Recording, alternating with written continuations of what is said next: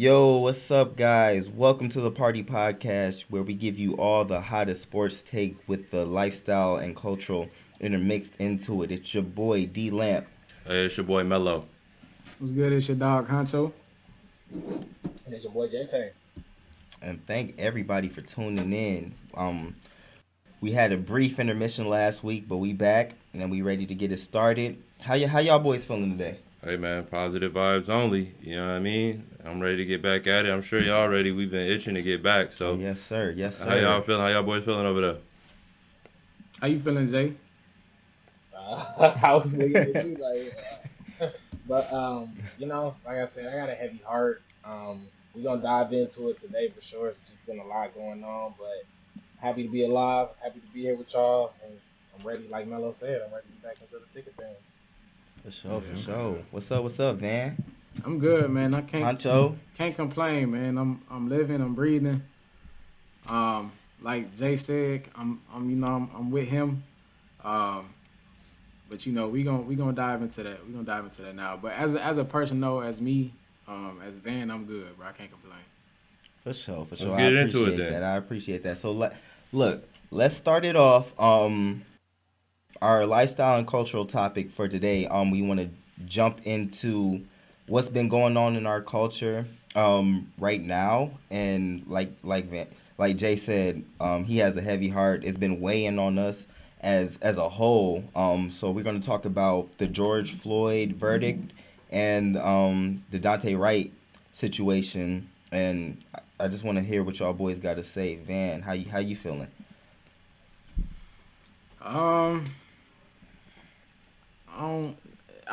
It's talking about this stuff. It gets repetitive and it gets old, but it's like It definitely does. it's like at this point, this just the world we live in, bro. But going back to Jay's point, heavy heart for us culturally. With the Daunte Wright situation, which was the most recent situation that happened, but also with George Floyd, his family going through everything they were going through as far as finding the final verdict out of the situation. But just focusing on Daunte Wright situation first, it's tough for, I say it's really tough on mothers in general, just whether it was the mom of that child in the situation or just mothers in general, bro. But every time something like that happens, I get a text from my mom, bro. Like every single time.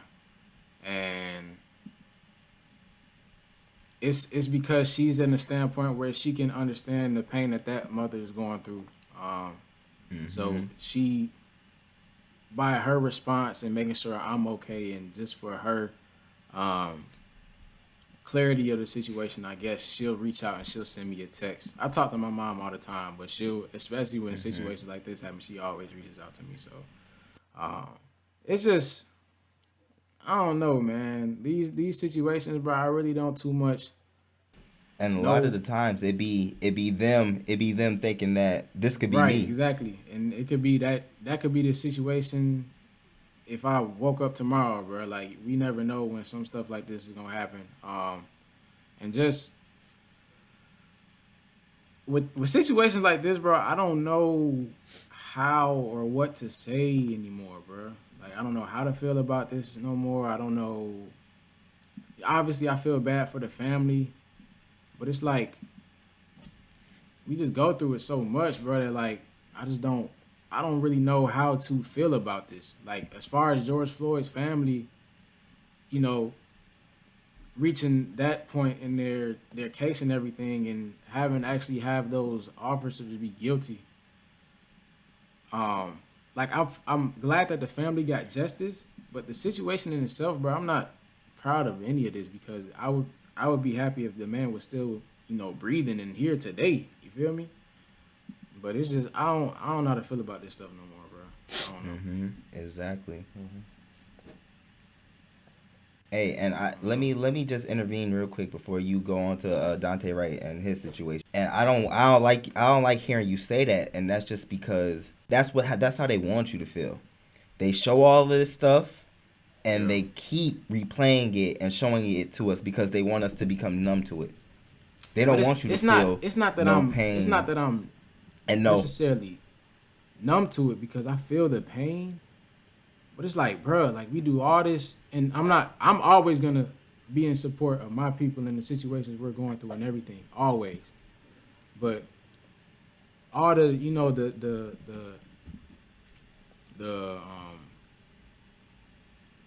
activists out here and everybody that's really pushing for these changes and just what we're looking for in our world, and you know how we know that we need to be treated equally. Like, just everything that we go through, bro. I don't understand what is so hard to change this, bro. Like, I don't understand why. What is there not to get about this? Like, what is there not to understand about our people getting shot and killed, shot down? Like, how are you finding it trouble to understand what we're going through? I don't get it, bro. I don't know, bro. I could go on all day talking about this, bro. I don't know, bro. Yeah, I get you, and I would definitely want to piggyback off what you're saying. It's a lot of those people can't relate because it's not them. It's not nobody close to them. And like, we need the majority, which are white people, to be able to join forces with us to turn this around. And the reason I see light from this is because with the George Floyd verdict, most people are going free. They're not convicting those officers. They usually don't convict officers of something like that, even though we've seen this stuff on video before, and we've seen officers go free. So I think it was a big turnaround because, like, it was kind of at the peak of COVID, which means nobody was out and about. You had nothing to do, so you had to sit there and take this. You had to sit there and watch this because it was everywhere. So the more people that we can, like, That is true. get to understand our point of view or where we're coming from, because we see this all the time. This is nothing new to us. This is something that we've had to endure for years, because this has happened for years. So with the new ages and like, and just to say it, white people wanting to coerce and be with black people, like, you get more of that sympathy. Yeah. So for me, I just feel like it's a step in the right direction. We just have to keep going with this unity between cultures to overall, like, impact law and what goes on to hinder us from being successful and having equal rights as white people, if you get what I'm saying. Facts. And that's just on the George Floyd topic. I want to hear what y'all guys got to say about that too before we move on to the Daunte Wright situation. Oh man, I mean, I feel I'm indifferent, right? Like, I feel ecstatic that they get justice, right? But I'd much rather, as Van alluded to, not even be in this predicament. Piggybacking off of what Lamp said, when you start thinking about moving forward after this, right? This does at least open that door to the public's eye. You aren't always just going to get off on this. You know, you can't go and be reckless and just get off now. Is that going to happen for everybody? Probably not. But do we at least have a precedent set that, oh shoot, we can at least see it. We can at least have hope moving forward. I think that's a yes. Once again, COVID forced a lot of these people that may not be affected by these situations to have to digest it. And I think that the special thing with the George Floyd case was everyone was able to kind of open their eyes and say, man, what was the need to have your knee on his neck for 9 minutes, right? 9 minutes. Yeah. When he was saying, "I can't breathe," he was yelling for his mom. You know what I mean? At certain times, there you can't, because the thing is, in a lot of these situations, people try to blame the victim, not the trained professional. They blame the victim and how the victim could have, acted different. Whereas in this, what more could he have done? You got 4 people with their knees on you. What can you do? And not just that, they blame the victim for what they might have been doing in the past or their characteristics instead of what actually happened at that time. It's not like, let's not bring up that George Floyd might have been a criminal or whatever the case may be. Let's bring up the fact that police officers who are sworn to protect these same people are abusing them because you have some type of power. We definitely, as we continue to move forward and the next generations start getting these positions of power, I believe that we will start seeing, steps in the right direction as far as change goes. I think the big thing right now is we still have a lot of those people with those old ideals still in office. Exactly. But in order to enact real change, you got to start having reform in these different places. Politics, the law, criminal justice system. Unfortunately, I just seen up close and personal how the federal courts are, and it's no joke. You know what I mean? So until we start getting people in power that can represent everyone, which I believe will start coming about because of the George Floyds of the world, there is a sense of hope that I do have.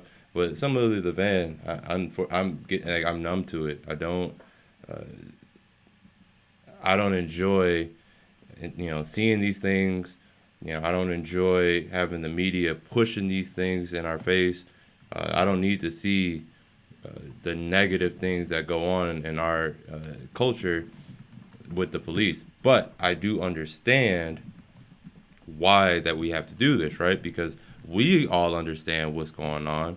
But if not everyone else is understanding and not, seeing this, I think back to the Drew Brees situation earlier on.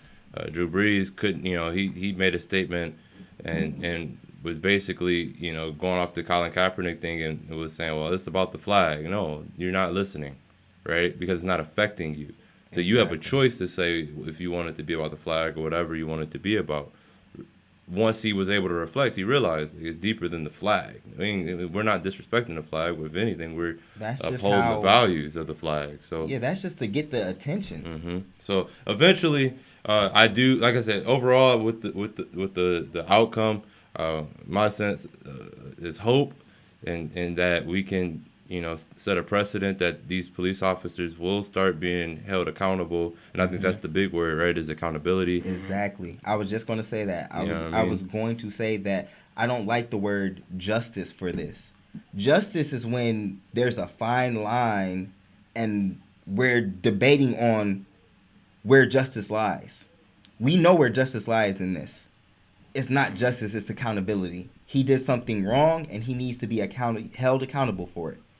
I mean, and real quick, Jay, before I toss it to you, especially when thinking about the George Floyd situation, I mean, our police officers are, that's one of the most prestigious jobs and high, as far as just viewing how the common person views the police, right? Like you're enforcing the law. So when we're talking about people that are enforcing the law, I think once again, there needs to be even more, reform in how, or as far as who can even become police officers, right? Mm-hmm. Like I said, I think we need to do a major overhaul with all the levels in the criminal justice system. But that'll be something that as we continue to move forward and we start getting those people out of there and getting people with more progressive mindsets, we can start seeing that type of change. But Jay, I definitely want to hear from you because you spoke on just having a heavy heart, and like I said, I definitely want to hear from you.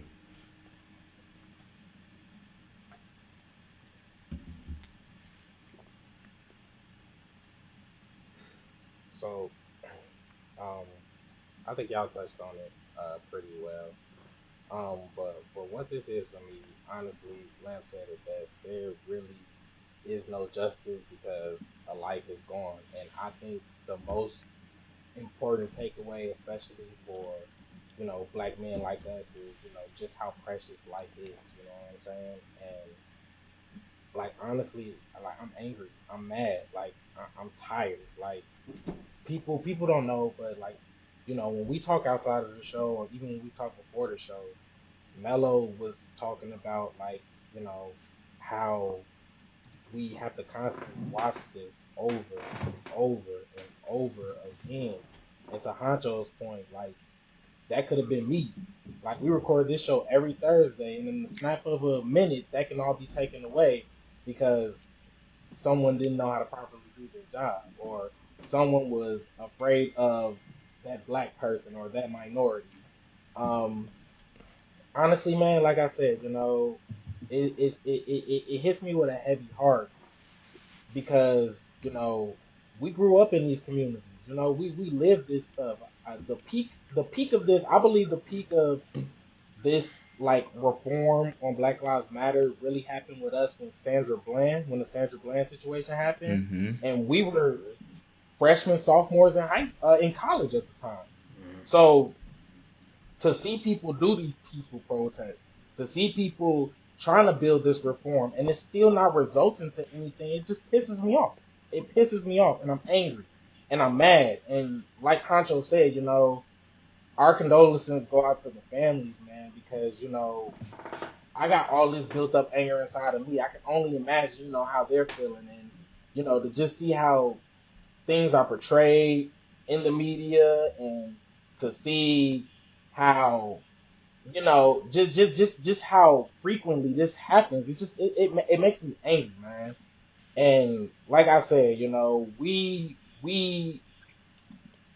these topics are synonymous with politics, with sports, with entertainment, with every aspect of the world. You know what I'm saying? Because we're always seeing this. We're constantly seeing this, and it's sad, like that. Like y'all know, I'm from Chicago. You know what I'm saying? I didn't seen a lot. I didn't been through a lot. You know what I'm saying? But it's sad that we're being desensitized by the police killing our people, by the police killing kids, by the police using guns and not knowing if they're tasers or not. You know what I'm saying? Like it's exhausting, man. And uh, even the guys can attest to it. I've been pretty, I like usually we hop on the game all the time, and I just really just taking some time away to just really reflect and be like, man, what do I really want out of life? Because just watching these situations has just really just put it in full circle for me, man. And like I said, I talk to my mom every day. I, talk to my friends all the time, and I don't have words for it anymore. I really don't have words for it anymore. People can say justice is served, but even with those Derek Chauvin, whatever his name is, I don't even want to say his name. You don't get no acknowledgement. But his sentence wasn't even consecutive years. You know what I'm saying? So based on each count of murder, how that's broken down is you have to serve your first sentence, then you serve your second Mm-hmm. sentence, then you serve your third sentence. So those might not even be consecutive years. You know what I'm saying? He's secluded right now, so he's not even in general population. And even to that point, you still getting that treatment that people don't get. So like I said, It's man, it just hits me. It just hits home with a heavy heart. Rest in peace to George Floyd. Rest in peace to Daunte Wright. Rest in peace more recently to Ma'Khia yes, Bryant. yes, yes. Um, the 16 or the 17-year-old young lady who died by the hands of the police. And like I Mm-hmm. said, man, I really ain't got too many more words for it. But I'm tired. I'm frustrated. I'm sad. I'm scared, I'm nervous, I'm driving down the street, I'm looking at police funny and stuff, you know what I'm saying? And it's the world we live in. All Bro, right, so let me intervene real quick. And I'm glad that y'all said the words that y'all said, because some people might need this. A lot of people might need what y'all are bringing to this podcast right now. But I don't like to hear that y'all don't have too many more words for this. I don't want to hear that y'all are tired. Like, I understand. Like, I understand to be upset, to be distraught, to be scared, all of that. I understand all those emotions. But we still need people like us to have more words to say. Because my mom has always said this. She's said this so many times. Like, it's ingrained in my mind. She's always said each generation will be weaker but wiser. Like, to get where we are now, Martin Luther King and all the activists that maybe come after him or before him have had to fight their whole life. This wasn't nothing that just happened overnight. We didn't become free overnight. Like, this was something that had to be fought for year after year after year after year. So I'm not surprised that this stuff has happened year after year after year. I hope that it ceases to continue. And like you said, like y'all said, we all give our condolences out to everybody who has sacrificed their life for us to gain any momentum or to get to where we are right now. But we need people like y'all to keep y'all voices loud. Keep letting people hear y'all voices because they're uplifting voices. And I understand that this stuff can down you. Like you said, this stuff weighs on us. Y'all have heavy hearts, but I want to say one thing. Go ahead. Because I don't want my words to be misconstrued. I definitely feel what you're saying. But to your point, and I think you just hit it on the head. Like, I'm not tired because this is just going on. I'm tired because this has been reality of life since the beginning of our plight, our fight, our people. Okay. You know what I'm saying? Okay. So when I say that, when I I say that, like your mom said, this ain't nothing different. It may be happening in a different fashion. You know what I'm saying? Laws may have changed, but this ain't no different from the stuff that was happening in the early 2000s, the 90s, the 80s, the 70s, and so on and so on. So that's what I mean by being tired. So definitely to what your point, because I'm glad you. One thing we have a voice, and we built a platform for us to speak and say what we have. And one thing we're going to do that. But to my point, and to your point, D-Lam, like, I'm tired of this. Like Huncho said, like, this is always happening. This just didn't start happening when Daunte Wright or when George Floyd last year got, Oh no. murdered. You know what I'm saying? So that's what I meant by that. But definitely what you said, and we're gonna keep fighting a good fight. Period. And I'm glad you cleared that up because, like I said, I want y'all to continue to, like, spread y'all knowledge, wisdom, to help people that may be in a spot of need. You give me you feel what I'm saying? So, like, we gonna have to keep continuing to fight this fight. Like you said, we're gonna have to continue to shine as much light as we can on that until, like Melo said, we get those people out of office and get people in there with progressive minds that are willing to do things for the whole country and not just the dominant part or the majority of who lives in this country. So, and also, like, to move on to, like, the Daunte Wright situation. Also, like Huncho said, our parents talk to us all the time about this, and that's what I want parents to understand, that you have to install this information into your kids, because a lot of them are kids that are getting killed. They're kids, so they have to know how to act in certain situations. They have to know how to react to certain, as such as you getting pulled over. And that's why I'm so upset and hurt at the Daunte Wright situation, because him being a 20-year-old kid and not knowing that you trying to run away from the police, or, I mean, he might have known, but just being in that situation of running away from the police is not going to end well. And that's the only thing, that everything else like is against the officers, but just to prolong your life and be that person. Because my mom has always told me, this is what you had to do. This is what you have to do because we have to survive. We don't. It's not that we have to do this because we respect officers or we have like because they have guns, but this is what we have to do to survive. We have to. We can't do whatever we want. We can't talk to the officers whatever way we want to, because that could end your life. Bro. So like, Think about it real quick before you keep going, D-Lam. Think about it, bro. When we are kids, all four of us, when we were all kids, if we took the scenario of a white kid that was around the same age as us, the conversation they getting at the dinner table is how to put their money up, how to save their money, how to, how to invest, how to do this, that, and the third, whatever. Money situations. Come to our household, we get in the conversation of how to act for in front of somebody that is meant to protect you, but you have to follow these certain rules and a certain way of talking to them, and I have to make sure I say sir all the time, and don't make too many sudden movements when you in the car, because if you got your hand on the wheel and you say you about to go reach for something, they gonna pull something out. But yeah, Real quick, I didn't want y'all to.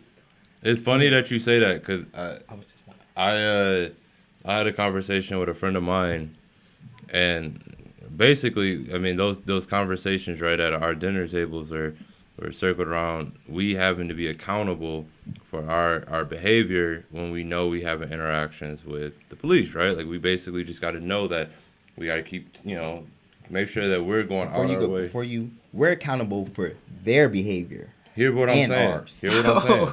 Hear what I'm saying. Just follow where I'm going with this first. Just follow. I promise you. Because I had a conversation with a buddy of mine. So I had to tell him, like, I personally, I drive my car windows are tinted. Why? Because I personally, knowing that my windows are tinted, I know that you're not going to be able to pull me over based off my race. I feel comfortable behind tinted windows. Why? Like I said, because there's no driving while black with me. You're gonna have to base it off my car. Going into cars. There are certain cars I will never buy. Why?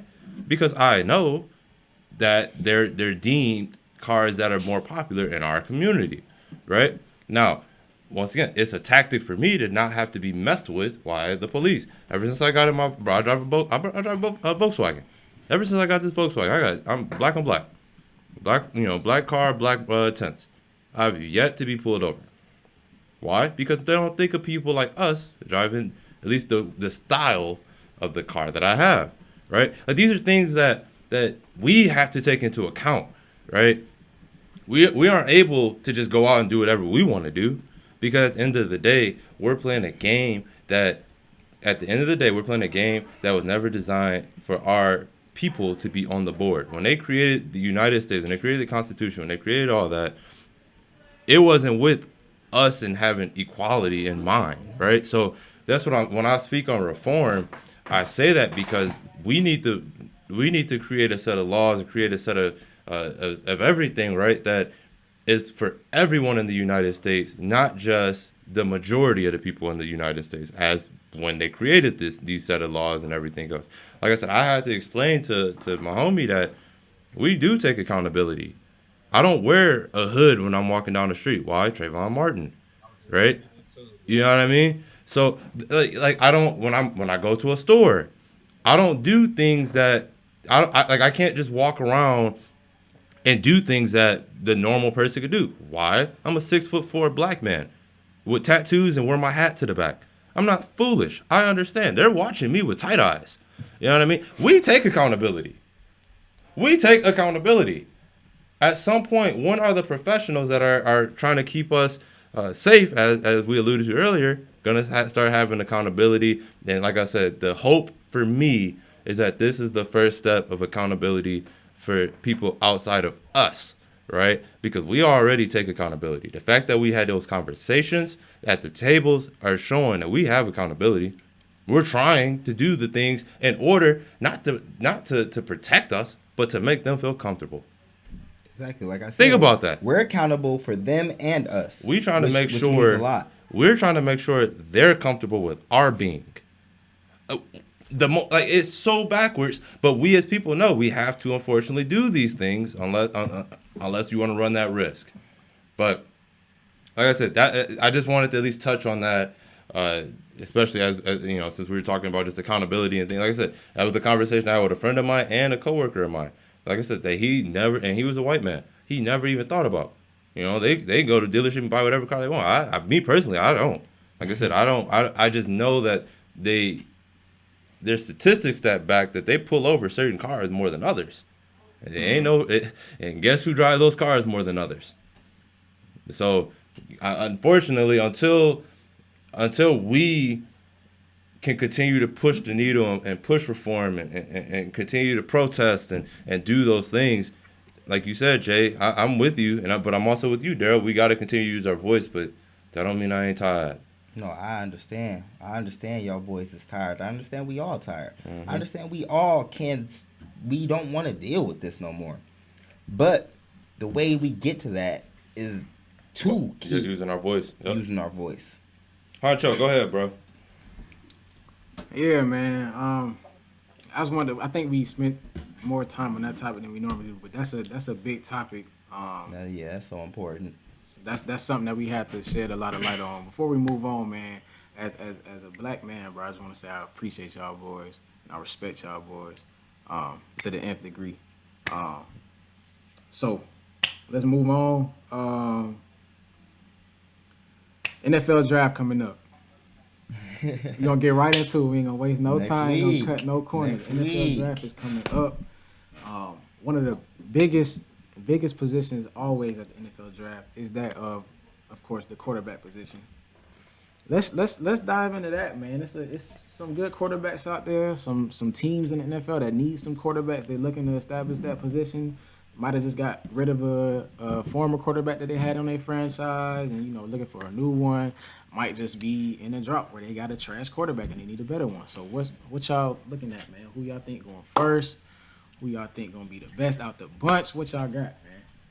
Let me hear from. Let me see. Yeah, let's go, Lamp. What you got? Oh man. Look, so this draft, especially at quarterback, is real deep.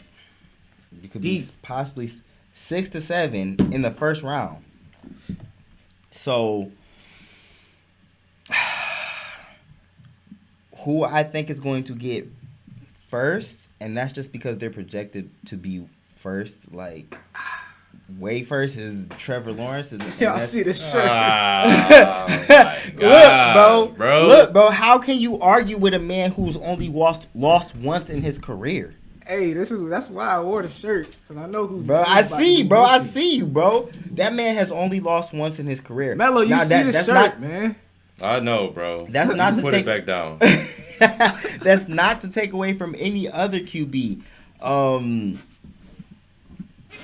There's so much talent. Justin Fields, talented. He's barely lost. There's a lot of quarterbacks that are running. Zach Wilson, they can throw the ball and run, and that's just because like the way football has advanced to where, the standard QB is not the QB that's just going to sit in the pocket. Like, you got to have some type of movement, some type of agility to you, which is why, like, this class is so talented, because a lot of them can do both. But, I'm going to take Trevor Lawrence because, like, how can you argue against that?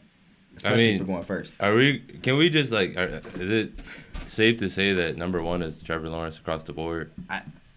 I'm gonna right, say so. Like if Trevor Lawrence, like if you're not saying Trevor Lawrence, then like you know what I mean, like you probably need to be reevaluating on what's going on in your life, right? If you're not saying Trevor Lawrence, there's too much Hennessy in your cup. Take it out. I don't know what's in your cup, but it need to be gone, bro. They drinking too much, bro. I don't know which. Trevor Lawrence is the number one guy, and the only reason I reacted that way is because Van is a Clemson guy, and yeah. But And maybe one of y'all can answer this for me, bro. Why so much Justin Fields hate going on lately, Bro, I bro? don't know. I I don't mean, know. listen, I like Zach Wilson, but I don't. I was Mac just about Jones. to say that. So, right, I mean, Listen, ooh. are we really? Are we really think like? Come on, guys. Do we really think Mac Jones is better than Justin Fields? Bro, Bro. Mac Like, Jones why- has a DUI, I think. I'm sorry, this has nothing to do with football. Go ahead. Bro, but no, like seriously, I was like, gonna make it a race like- thing again. like what? Now, I mean, obviously, there's a chance I'm wrong on this, but I mean, Alabama not only had some of the best. Not only did they have the top receiver in the country, they had probably the number two, but outside of Jamar Chase, who didn't play this year, probably had the second best receiver in the country. Jamar So Chase it's like, didn't play and still number one receiver in the league. in the draft. Jamar Chase is different. Jamar Chase but- is different. I just don't. I'm struggling to understand the Mac Jones hype. No one talked about him during the season. All the hype on their team was based on Devontae Smith. It was not about Mac Jones. Soon as the draft started coming around, now Mac Jones is catapulted up to number 4. Bro, it's that QB, Number 3, bro. number 2 now. You know what I mean? Like, why? I struggle to believe that he will be a better NFL quarterback than Justin Fields, and half of it is because I look at how the quarterback position is becoming in the NFL. You got to be able to move. You got to be able to move. You cannot be just sitting in the pocket. You can't. So you're telling me, like, if I got Jimmy Garoppolo versus Mac Jones, that is, to me, I'm not gonna say they're the same player, but as far as their ceilings, I don't like. You know what I mean? At least Justin Fields, he has a we don't know what his ceiling can be. But I know listen, dude, we done seen a bunch of Alabama quarterbacks in and out the league. I'm serious, man. This ain't nothing new. And they are the prototypical style, same type of dude. So can Mac Jones succeed? There's a chance. I just struggle to believe that he's going to be better than Justin Fields. You know what I mean? Like I said, I'm obviously Trevor Lawrence is number 1. Zach Wilson probably will go number 2, but I struggle to believe that Mac Jones is better than Justin Fields. So, Jay, what's your thoughts, G? Come on, let us know. Let us So know here's what's my up. thing. So Trevor Lawrence is definitely gonna go first, of course. But here's my thing with Trevor Lawrence. Now, to Melo's point, I mean Deshaun Watson is excellent. Deshaun Watson is excellent. But what I question with Trevor Lawrence is really because he's always been winning. Like, you're going to go to a situation where you're not, going to be necessarily winning. And that's not to say that Jacksonville can't win, because we got to think that Jacksonville is only 3 years removed from an AFC championship, which is really freaking crazy. And they just got a new coach, got Urban Meyer. So Yeah. just to throw that out there. So we gonna see. Like I said, it's a lot of possibilities. So my thing with Trevor Lawrence, I really want to see. I really want to see his maturation in the NFL, and more importantly, I want to see when his back is against the wall in those fourth quarters. I want to see him to be able to perform, because this is such a QB heavy draft. I'm sorry, I lost my train of thought. I'm with you. I honestly feel like Justin Fields has the best chance to be the best quarterback out of this draft class, because at the end of the day, we compare quarterbacks and we compare players amongst their own draft class. So not only do we have Zach Wilson, a lot of people question Zach Wilson because they're like, okay, well, who did he play this season? I mean, is that going to translate? And he's going to the Jets, so is that going to translate well into the NFL? So I just feel like Justin Fields has the best upside in the quarterback field. You know what I'm saying? Trey Lance has a great opportunity. They have Trey Lance mocked to go to Denver, which he's going to have an opportunity to win now as soon as possible. So I think that'll be good for him. But I think the best upside is Justin Fields for that reason that Melo said. Like, we're looking at an NFL with Patrick Mahomes, Lamar Jackson, you know what I'm saying? Russell Wilson, these quarterbacks that can move and extend plays. And Justin Fields has showed that. You know what I'm saying? So, I think this is going to be very interesting, and I'm super excited for the NFL season to be coming back and us actually getting to discuss these quarterbacks within their divisions and everything. So I think it's up for grabs, man. But I'm definitely in agreement with you on that one. I think Justin Fields has the best upside to be the best quarterback in this draft class. But we'll see. Time will tell. Time will tell. It would make sense, right, if Mac Jones had some type of athleticism, right? But I'm just going off of where the NFL is going, right? Yeah. And just looking at where the league is going. I mean, think about the up and coming, the Kylers. You know what I mean? Like, dude, Tyler, yeah. I struggle to believe that Mac will be better than Justin Fields, but similar to what Van said, we know how it is when it comes to NFL quarterbacks, and you know what I mean. So it takes it. We have to, no matter where we at, we got to work a little bit harder. We got to Yeah, go through more. yeah. But the one positive thing in this is that obviously the higher you go, generally the worse the team. So Justin Fields, may end up, because of all this nonsense, going to a better team, Okay. right? Yeah. That could help him more right away. Now, the 49ers obviously is the best situation you can go to. For everyone that don't know, the 49ers basically just had an injury season. Everybody got hurt last year. So, what I mean? And they still were able to be competitive, but just everyone was injured. You know what I mean? 2 years ago, they were one of the best teams in the NFL. So if you can, I guess, like I said, the one positive outlook as far as what's going on with Justin Fields is that he could possibly go to a team that is more ready to win right now, whereas a team in Jacksonville outside of DJ Chark, I mean, they don't really have too much going for them with Trevor, as far as, speaking for Trevor Lawrence. But Van, it's the word, bro. Huncho. Well, it's already been. Oh. I'm sitting here talking to myself. It's already been established that my dog going first. We ain't gonna talk about that no more. But yeah, man. As far as Trevor Lawrence era in Duval, he gonna have his work cut out for him, for sure. I will say that he gonna have his work cut out for him. He does have some young receivers in DJ Shark and LaVisca. I can't remember his name. But he has some good receivers there. We gonna see, but it's set in stone that he's probably going to Jacksonville. Second,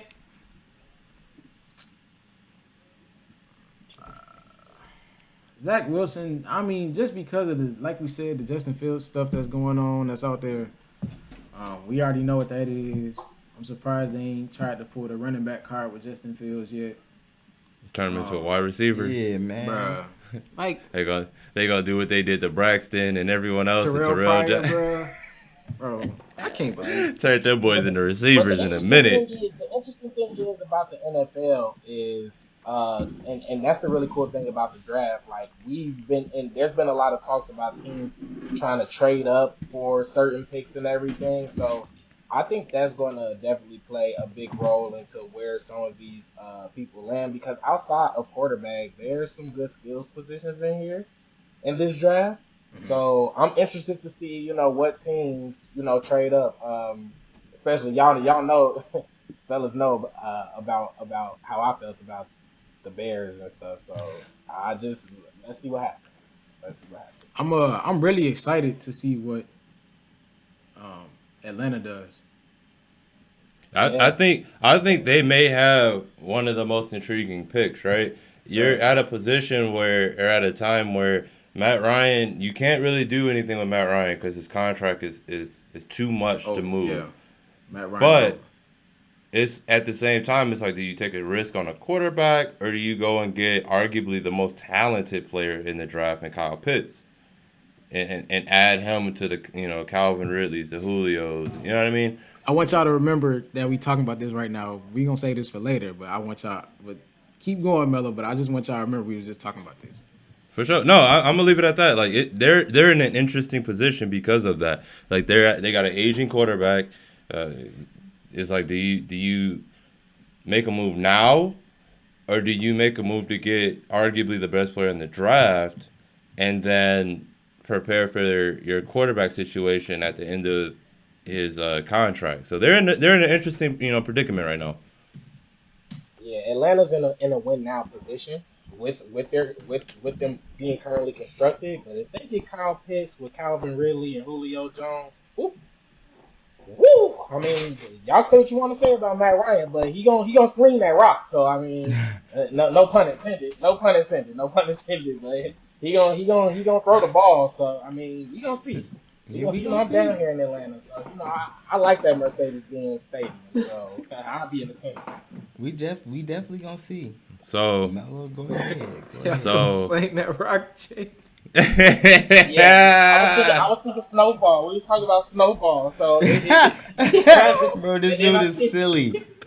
Look, man, you know Jay down there with Matt Ryan, bro. He down in Atlanta with him, bro. Jay, hey, he know the insider information, bro. But look, we got the draft coming up. I'm excited to see what happens with the draft, but For sure. we definitely need to talk about That man. Mama, there goes that man. Mr. Bang himself. You know what I mean? Mr. Wardell Stephen Curry II. As everyone probably knows, Steph just concluded arguably one of the best runs of his career. Just a great NBA all-time run. Steph is coming off of a 11-game streak of 30 points or more. It's the longest streak in NBA history by a player that's 33 or older. Company with Kobe and Jordan. Yep, company with Kobe and Jordan. The only other two that's even come close to that type of streak at that age. During the month of April, Steph has averaged essentially 41 points on 50% from the three-point line. He's hit 10 threes in the game multiple times during this span. I listen. Everyone that knows me knows I'm a Wardell diehard fan. I respect his greatness. I seen his greatness early on, and definitely understood what he was doing. But I want to toss it to y'all first before I give my take on it all. What do you guys think of the hot streak? At this point, it just ended last night versus the Wizards, but let's just take a moment to reflect on that last 11 games and just the greatness that we were able to witness during that last 11 games. Let me throw it to Jalen first. I want to hear from Jay. Let me go to Jay. Well, honestly, so I always like to give y'all a little pretense. So I was one of the basketball fans that was like, Steph Curry's one of those shooting guys. So Melo humbly schooled me a couple of years ago, and I just started watching Steph's film, and I've actually been very, very, very into this run. And honestly, what I can say is there's been so many injuries this basketball season leading into the playoffs. It's just honestly been a joy to watch for the game of basketball, man. I just think the way that Steph has conditioned this offseason, the way he is led, and the way that he's scoring the ball. Like, my thing is, like you said, Steph is also 33 years old, running the court like he Luka, Man, or running he's Zion. around You know the what I'm court, saying? bro. Running Running around the court. So my thing is, it's just so good for basketball right now to see Steph Curry, because basketball is better when Steph Curry is balling. Like, Yes. honestly, it's just been so much fun to watch. And, without him having Clay, his running mate, there's no KD there. And if you look at the roster, you switch Steph out with anybody else, I mean, they're probably not doing this. And people can talk about his record, but, I mean, he's essentially doing this, by himself right now. And that's no shade to anybody else on the team. But honestly, I just think basketball is better when Steph Curry is playing well. And what we're seeing, we probably will never see again. And if we do see it again, it won't be in the same fashion as Steph is doing. So honestly, I'm just happy for the game of basketball. I'm really, really hoping that we can get a Dallas Mavericks and Golden State play-in game, because That would be nice. that would be nuts. That would be nuts. That would be nice. So, shout out to Steph. Shout out to Wardell, man. He's killing it, and that's all I got to say on him. I'm proud of him, man. Basketball is a lot more exciting when Steph is playing, so I really enjoy it. All right, who you I'm passing it off to D-Lo. Go ahead, man. Go ahead. All right, so let me break it down for the people real quick. So you don't even have to do it, Melo. Let me break it down for the people real quick. As far as three-pointers go, Steph has hit 10 three-pointers 21 times. Y'all know who the person behind him is? And His teammate, Klay Thompson. Y'all know I knew that. And you know how many times he's done that? How many, bro? Like 5 or 6. 5 times. He's done it 5 times. That's ridiculous. Wait. Break it down, Lamp. Wait, before y'all Break it before down, y'all say Lamp. anything. Talk to them boys, Lamp. Klay has done it 5 times. Talk to them boys, Lamp, because they Steph- don't know. Steph has done it 21 times. 21. How many times you do it last week, bro? Like 4 or 5 times? So In a row? So in the last week, listen. Last week alone, Steph would be 4th all time in career games. Look. Klay did it 5 times in his career. Excuse me. Steph did it 4 times alone last week. Klay did it 5 times in his career. Steph did it 4 times in a week.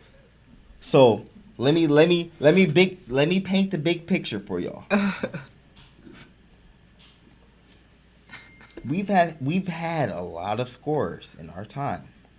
We've had a lot of scorers. Jordan, Harden, Tracy McGrady. There's been I can go on. Who did you say was arguably the greatest scorer you've ever seen? The greatest scorer I've ever seen is KD. Yeah, okay, don't leave him off. Like I said, I could go on and on and on. But nobody shoots like this. Nobody has ever shot like this. Wow. Let me tell y'all this. Let me tell y'all this. Before Steph went crazy, he was shooting 40% from 3. And that was a career low.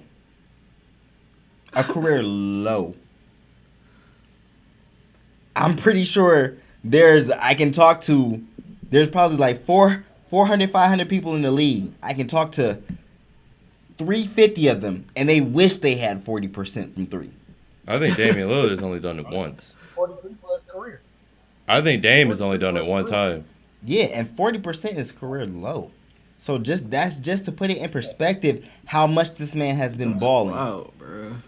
How much this man has been balling. So like he's been balling so much that the Warriors are in 9th place, and people are saying that Steph Curry deserves the MVP. They're in 9th place. What? He does, bro. What?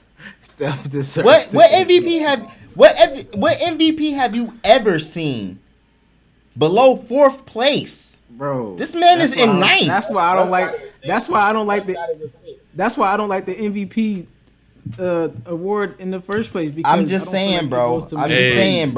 Stat check real quick. Steph Curry's outside of last year's season when he only played 5 games and shot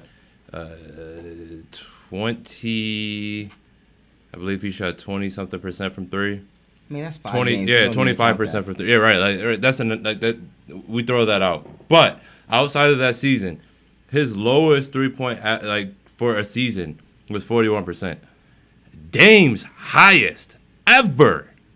Right, the person that we consider like the other next logo boy. Right, the other logo. His highest ever is 40.1%. Y'all need to quit playing with me, bro. Bro, y'all better put some respect on this man Wardell's name.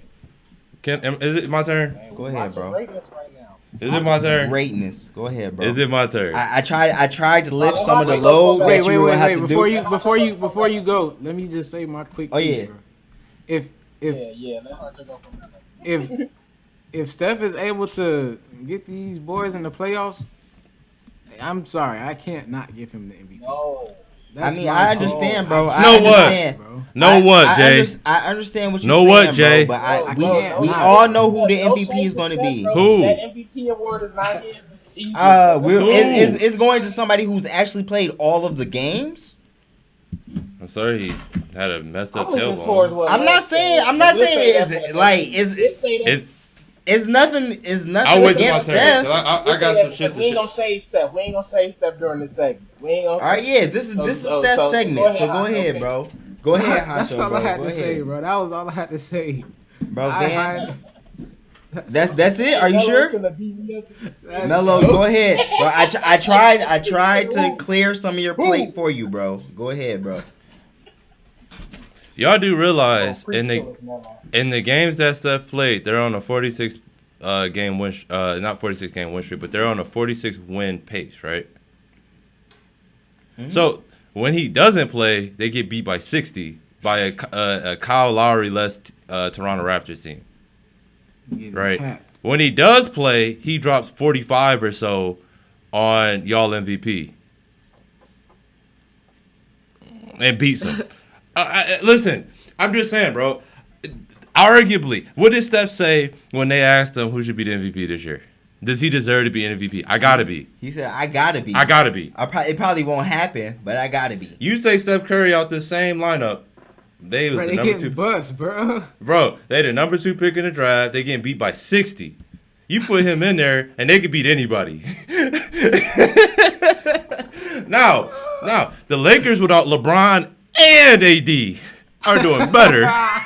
Are doing better than the Warriors minus Steph. Y'all need to stop playing with me, bro. Y'all really do. Like, this is ridiculous, bro. Listen, this is probably, outside of the 2016 unanimous season, this is probably the greatest stretch of basketball that I've seen Steph play. Now, I'm not gonna say ever, right? Like, there's been guys like Harden did this, but did it up to 30. You know, I believe it was almost 30 some games with 30. And I believe, and some people He have, had a good run too. I believe that people were bringing Harden's name up in this, but at the same, I don't think the respect level for what Harden did and what Steph was doing is the same, because everyone knows that Harden gonna get 15 points off the free throw line. Is that his fault or the referee fault? That's your decide. You could decide that. There ain't no deciding what Steph doing. You know what Steph gonna do. Steph gonna give you. You gonna have to just. You're getting from Steph. In the words of the great light 'em up lamp. Bro. You gotta let that happen. You gotta let that happen, bro. Chill, bro. Who is y'all other MVP? Who's second in the MVP ballot right now? Second right now? Because Jokic is number 1, right? Yeah. So Right. second, They did a poll and they said Joel Embiid is number 2 still right now yeah. in the MVP ballot, right?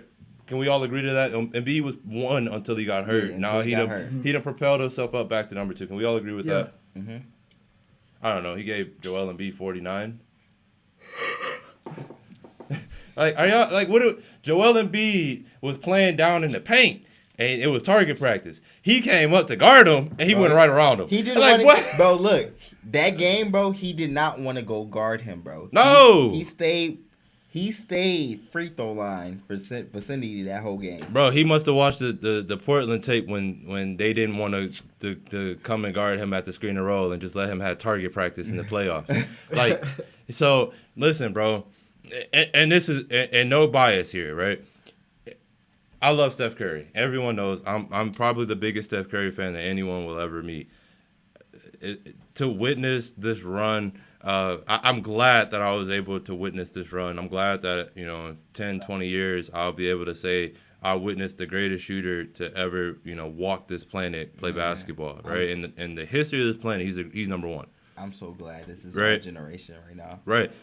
Facts. I'm glad. Just remember, at the beginning of the season, people were taking shots at stuff. What is his legacy, right? What is he going to be known? Now he has to carry a team, right? You got the second best point guard in the league and Damian Lillard saying he's seeing that it's tough to get those quality looks right now. It's different than what it looked like the last 4 or 5 years.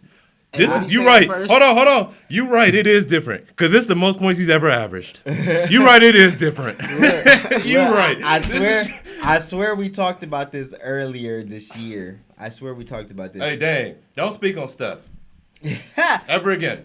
Until you So- beat him in the playoffs, don't speak on Steph. Keep his name out your mouth. He And gave you 60 this year. And that's the thing. I feel like Steph is the kryptonite for Dame because it's bad when He's he Dame, has to but go better. against him. So look, I get what you're saying, bro, and I'm right behind you. But it's just he missed games, and they're in a nice place. They're in the nice spot right now. So I know as the people who are actually. They're not gonna give it to him. I'm not an MVP Right. voter. I I don't- I know the people who are MVP voters, and I know what they're looking for. I don't think like. I'm not sitting here saying they should give it to him, right? Yeah. But real ones know what's up. Real ones know who you fear more, Jokic or Steph. So wait. No. I'm not asking who's gonna win MVP. I'm just saying who you fear more. Steph. That's all I'm Definitely. asking. But I get why. Like I said, I drafted Jokic this year. I know what Jokic is doing in fantasy. I drafted him. Listen, Jokic is the man. I'm not denying. He's number one ranked in I can fantasy. say, listen, I can give Steph credit, right? And unfortunately, I have to in my analogy, I have to go at the first and second, as far as MVP. But that I wasn't taking away from how great they played. I'm just big up in how great Steph has played, especially during this last run, Right. especially to overtake the NBA scoring leader in points per game this year. So once again, we don't have to prolong this out too much longer, but I just wanted to definitely drive home the point. I may have went overboard this week. I may have said some things that some may deem as crazy. But I'm gonna just leave it at this, and I want whoever gonna lead us into the next topic. We ain't reacting to what I'm saying, just to go right to the next topic. At some point this week, I may have said Steph is better than LeBron. Next. All right, bro. All right, what's next? What's Make next sure on the you cut agenda? That one, bro. What's Make sure what's you cut next? That one. What's next on the agenda? So we talking about Steph Curry right now. So Unanimous Curry. former Golden State Warrior, current Brooklyn Net, the greatest player that Melo has ever seen, the greatest Yes. basketball player, With my own Kevin two Durant. eyes. has been in the news a lot this week, in the past couple of weeks actually. So first things first, he re-aggravated his hammy, so he's going to be out a couple of games. But the big topics that's been going on is one, he Off talked the about court. his top 5 teammates. Oh yeah, off the court. Thank you, Lamp. Off the court, he talked about his top 5 teammates on his podcast. And let me get that correct order for you. So the correct order on that one, he said that his top 5 teammates. Wait. Before you are- go, can we get the before and after? Just for people Yeah. who don't I'm know. gonna definitely say Okay. before. Yeah. Okay. Yeah. So pretense is so to build a story for you. During this podcast interview, they asked KD his podcast, who were his top 5 favorite teammates. So he originally said Kyrie, James Harden, Steph Curry, Klay Thompson, and Serge Ibaka. So the co-host on the show brought up Russell Westbrook, and he was like, "Oh, definitely Russell Westbrook is in there for sure." So he then reformed that to Kyrie Irving, James Harden, Kyrie Irving, Steph Curry, Russell Westbrook, and Klay Thompson as his top 5 teammates. So before y'all dive into that, I also want y'all to dive in on what else happened with KD. There was a tweet that went out that basically was stating that that bad man that we just talked about, Steph Curry, can't do anything without KD. And I'll try to get the exact as we dive in, as we get the opportunity to dive in, I'll get the exact words from the tweet. But in retrospect, it's basically saying that Steph Curry really isn't anything without KD. And KD actually liked this tweet on his account. So of course, media blew that up. So what I want to hear from you guys is, what do you guys feel about one, his teammates, top 5 teammates, and 2 that like tweet about Steph Curry. Huncho, kick us off. All right. Huncho. I'm gonna start off with.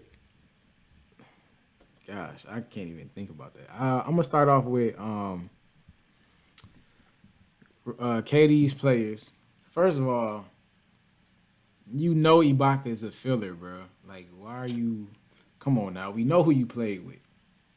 We already know who you played with, bro. Just put him in there. Did I forget? Yeah. Then he had the nerve to say, "Did I forget somebody?" Bro, like, bro, come on now. And then afterwards, then he say like it might have been like, then he say it might have been like a little beef or something that messed with his. No, my answer or man something said like if that. it was a beef, they were gonna address it. But KD had quickly tried to squash it by saying, "No, I'm tripping. Y'all right. Russell was one of the top 5." Bro, like, come on now, bro. You know what you doing, bro. I don't got too much to say on that besides that right there. All right, can I go? Hold on, wait. Oh no, wait, finish. Let me- You finish. real I just want to quick. go after you. This gonna be quick too. For that KD tweet or whatever, whatever he liked, whoever tweeted that need to put their Twitter in the garbage too, because if last time I checked, I think Steph won 2 rings before KD came. This So- one. But this He man, won, okay, this man he goes Huncho, back-to-back finals. back to back. My bad. He went back to back finals. Yeah. Without KD. He was also a unanimous MVP, the only ever. Like, what are we Yeah, talking that too. about? That What are we too, talking my about? We already So, know what look, Curry wait. was capable of. Oh no, go ahead. You. That's all I. No, I'm done. Go ahead. Okay. So, y'all know KD is one of my tops. He's one of my favorite players, bro. But this man has got to stop it. I swear. Profit or stop it. Stop it. Profit or stop it. But look, I swear, 2 weeks ago, I was just on this same platform talking about this man. Stop looking at everything. Stop. You've got to stop. Play a video game. Do something, bro. Don't read a 'Cause book. Bro, because look. Are we really going to say... I don't even know where I want to start. Do I start with Steph or do I start with his top 5? Where do y'all want me to start? Bro, the Steph thing, I really think the Wherever you want to Steph go thing with, maybe. you want to hear both. So look, the Steph thing, I really feel like I feel like KD just really wanted some validation. He really wanted some validation from everything that's been going on in his life. So anybody who's pro KD, he probably gonna like they tweet anyway. So he know for a fact Golden State didn't need him. He knew for a fact that Steph had already won a title. He knew for a fact that they were 73 and 9. 9? 73 and 9, 73 and unanimous 9? MVP. Yeah, 73 and 9 before he got there. So I mean, Best everything season record ever.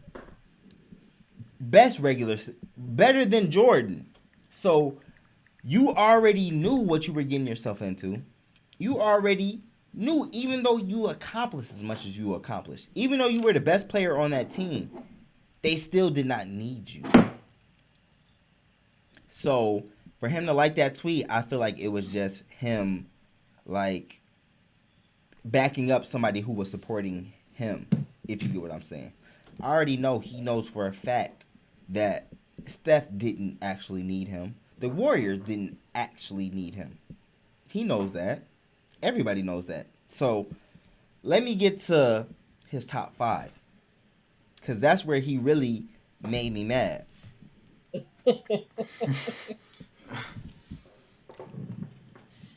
Bro, let me break it down for y'all. Of his top 5, he only played for Steph. He only played with Steph for 3 years. He only played with Clay for 3 years. He only played with Kyrie for a year. And not even a year because he's barely been in this year. He's only played with James Harden for 7 games. So Kyrie and James Harden 7 games. Y'all know how long he's played with Russell? Because I could tell you he's played with Ibaka for, I want to say, 4 years, 4 or 5 Ibaka years. Was drafted, the year after it was KD, then it was Russ, and I think Serge was drafted. He's only played with Ibaka. He's only played with Ibaka for 4 or 5 years. But I still haven't answered how long he's played with Russell. He's played with Russell for 8 years. 8 years. He forgot, bro. Him forgot. You forgot. Wait, so you remembered somebody you played with for 4 years and forgot somebody you played with for 8 years. Him forgot, bro. Oh, okay. How? Once again, I've seen this somewhere. It might have been on Instagram. It might have been on Twitter. But all of the players that are rebounding, like the highest rebounders, are all foreign. Guess who the highest American rebounder is? Because it's not Serge. Interesting. It's not Serge. Who is it, bro? The MVP that you forgot, KD. What? Did Serge get MVP? Am I confused here? You not. Okay, I bro, don't disrespect. Don't disrespect. And I understand he tried to clean it up. He roped it back in. He was like, "Oh my bad, am I forgetting somebody?" And then when they told him he forgot somebody, he was like, "Look, to make it up, I'll put him in ahead of Clay, even though he was already ahead of Clay." So, look, KD has been like yanking my chain lately, and it's been like it's been bothering me. And KD is one of my favorite players. He's one of my favorite players up there, bro. But you gotta stop. Bro. You've got to stop. You know what else KD is? Bro, what else is KD? The best. Hey, what up? Wait, you know what else KD is? Bro, he's the boat, bro. KD is the boat. He's the Mickey Ficky boat. He is the boat. He's the best player of all time. Listen, bro. Listen, let me chime in real quick. I'll make mine short and quick. Bro. So when it comes to him naming his top 5 players ever, obviously we know it was a little dig, but he amended it. He put Russ before Clay, which I respect that. Obviously, he drafted Kyrie and James first in the All-Star game. You all remember what I said about that. He wasn't even trying to win. He just was whatever, respecting his teammates. So if you look at the list without those two, what did it say? Steph, Russ, Clay. Who we really put number 1? That's neither here nor there. So once you start looking at Twitter Kevin, I genuinely believe he may have just accidentally clicked this tweet. Now, was the damage done? Yes. But do I believe that he you joined his team? You joined Unanimous's team. So there's no way you believe that you were better. I went back and looked. The first year was the only year you averaged more points than him. The second year y'all averaged the same, and the third year he outscored you. Did you win the Finals MVP? Yeah, but we both know y'all should have split 1-1, right? So do I put too much into Twitter Kevin? No. Am I mad about Twitter Kevin? No. I actually enjoy the fact that he enjoys Twitter. Like it's just more content. Even him calling out Shannon Sharp last week, I appreciated that because I'm all about narratives. I don't appreciate the media creating narratives that aren't true. Kevin Durant To your called point. out Shannon Sharp that on a narrative that wasn't true, and Twitter actually had some common sense for once and agreed that Shannon never owned up to the fact that he was sharing false information. That's my one gripe about the media. They don't do enough. A lot of them don't do enough research. They just want to. They just say things, and it's like no, you can't just go out there spewing things about these players that aren't true. And then when they confront you about it, right? Because they're quick to always tell the players to come on the show. Then he blocked them. He did block him. He did block So, him. listen, I don't have an issue with internet Kevin Durant, but I definitely, like I said, when I look at the list, I'll take out Kyrie and James because James may be the only legit one. James may be ahead of Steph. We both know, we all know rather, Kyrie ain't number one. So Never was. I can respect that James is number one because he did play with him in OKC first, but we see who's the next best player after that, Steph. And then, like I said, I'm not going to trip off the tweet because the ones that really watched it, the ones that know, everyone that really knows understands that Steph was the driving force for all those teams. And if you don't believe me, go look at the stats. When Steph was playing and KD wasn't playing, they still won. When KD was playing and Steph didn't play, they were a 500 basketball team. Mm-hmm. So the numbers, like, I don't need to get too deeply involved in that. But like I said, I enjoy Twitter Kevin Durant. I'm not one of those people that's gonna say he needed, shut up and dribble. Like I enjoy Twitter Kevin Durant. But Yeah. go ahead. That's all I got for this. So I'm kind of on the path with you, Melo. I feel like everybody thinks, oh, Kevin Durant is this soft person, or oh, Kevin Durant wants this attention, and that all could be true. But one thing that I do know about basket players nowadays are that they are marketable. They're one of the most marketable athletes ever.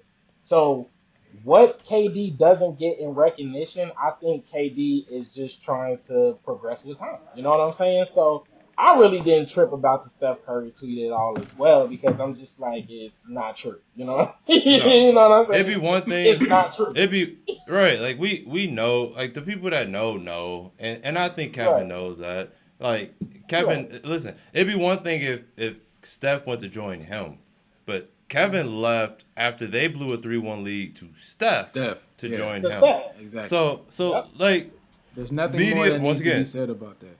there's nothing more Yeah. that, but I get it, right? Like we're talking about Twitter, we're talking about a social media platform, and they, people do stuff for likes and stuff take off that way. I get it.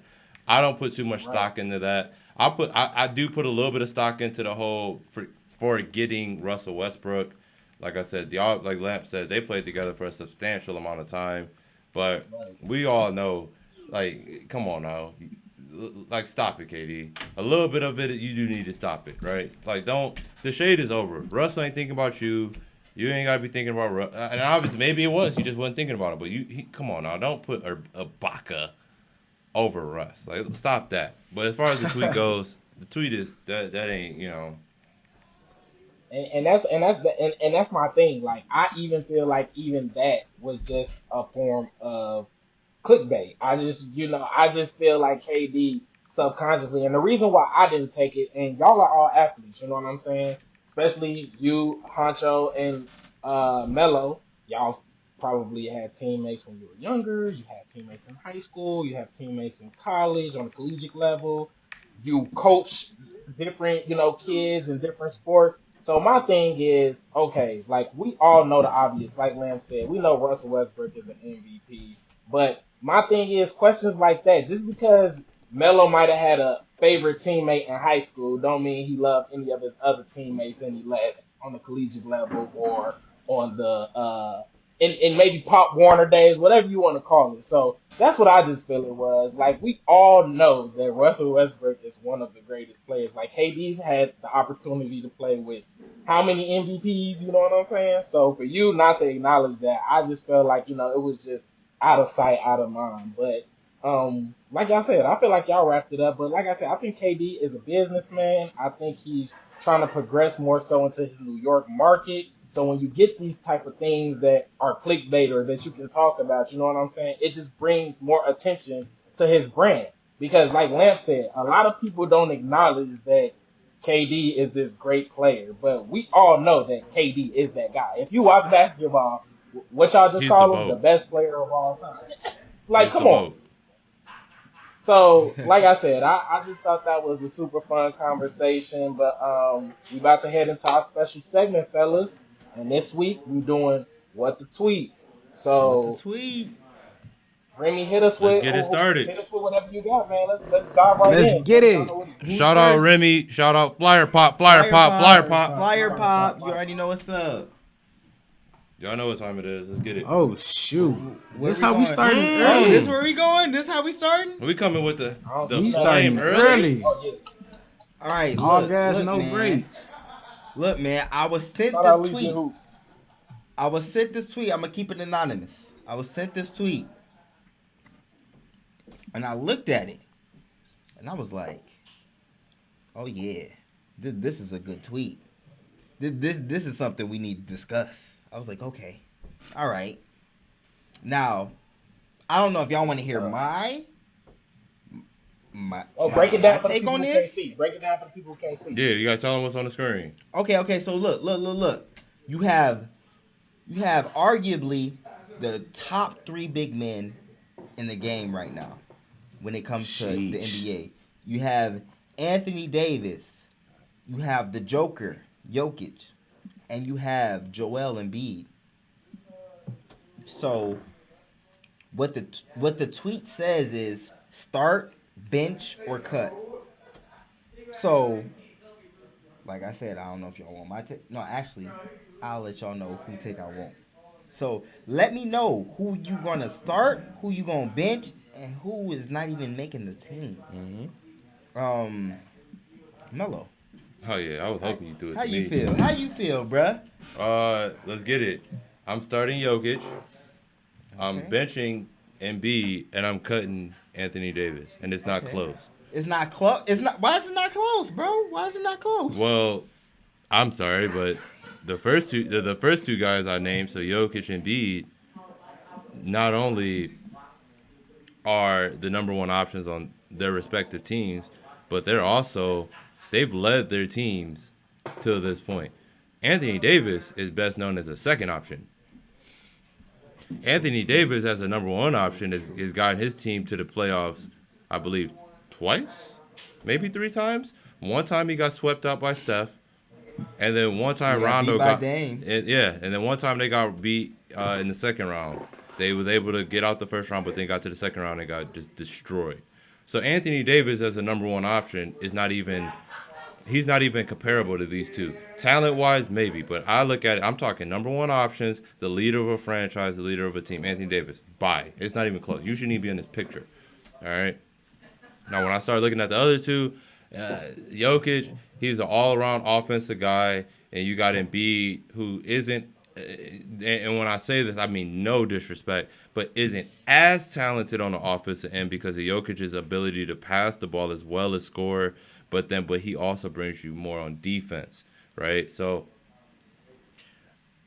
I'm going to go with Jokic at the start and bench Embiid, but I mean, you really can't go wrong with those two guys. You really can't go wrong either way. No. For me, it matters being the bona fide number one option. That means a lot. Anybody can be a second option of a team. That's not impressive to me. You know, when you're the second option, it'd be one thing if it was even a 1 and 1A situation, right? Mm-hmm. They're not a 1 and 1A situation because the 1A couldn't lead a team past the second round. Whereas these guys, like I said, both of them, first of all, are in the MVP hunt. And I believe that both of them, you know, outside of, you know, Brooklyn in the East, I could see Philly and Brooklyn meeting in the Eastern Conference Finals. And I can also see Jokic leading. And unfortunately, Jamal Murray went down, but I could see Denver getting to the conference finals and at least, you know, challenging them. But once again, Jokic start, bench Embiid, Anthony Davis. I ain't even calling you AD. Anthony Davis, you gotta go. Adios. Adios, Huncho.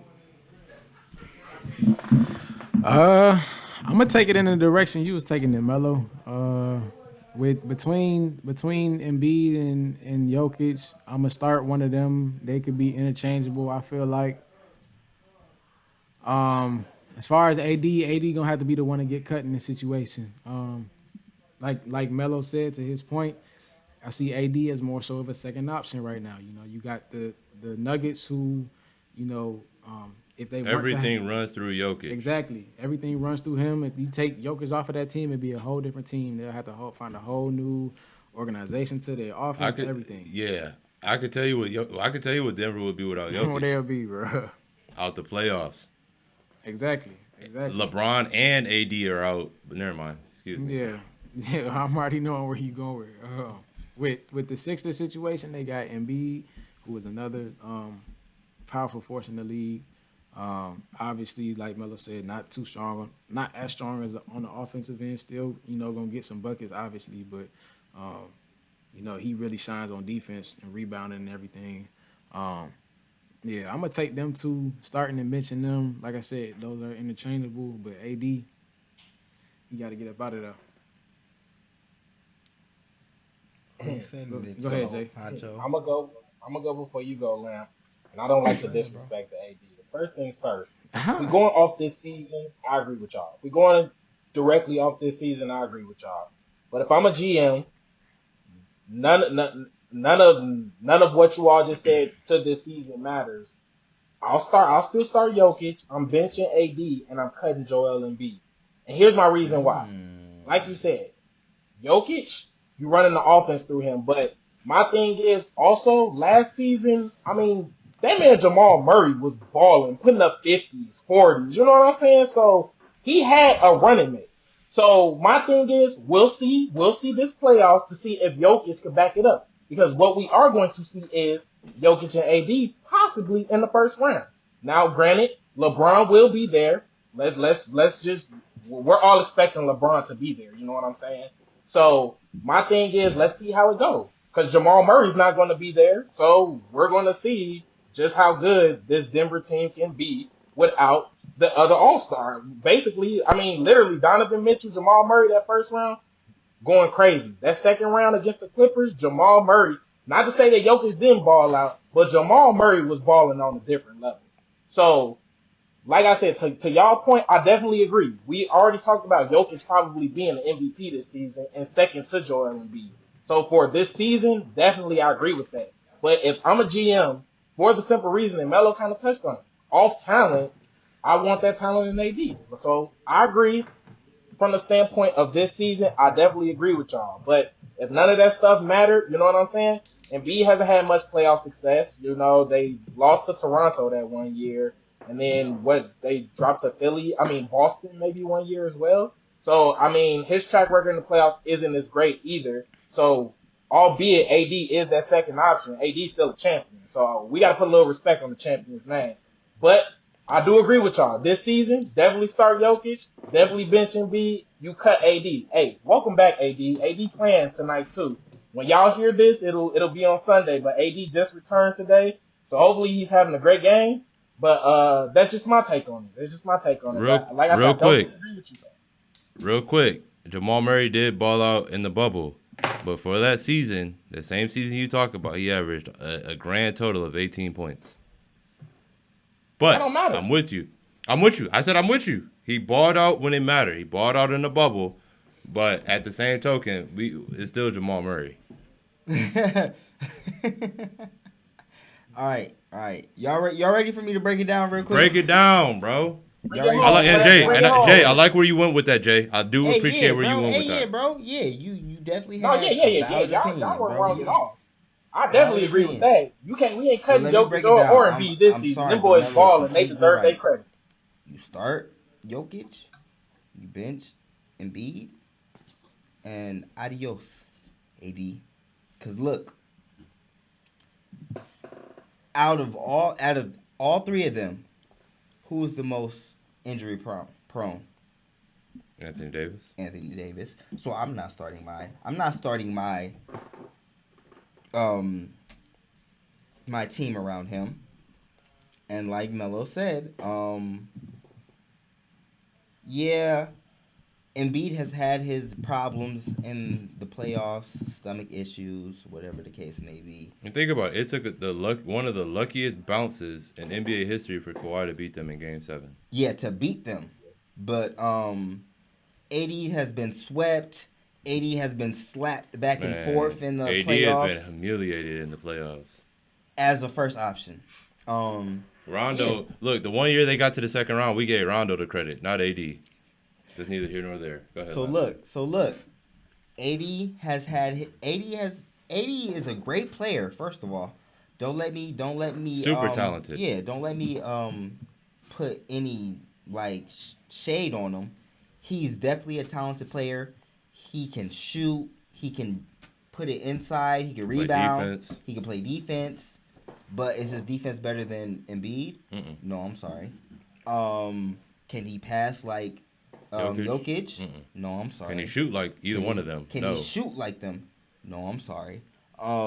Wait. So Joel Embiid shoots better than Anthony Davis? He definitely does. I mean, Joel Embiid almost. Especially I this year. believe he shoots 40% this year. Especially from 3. this year. And AD has never done that.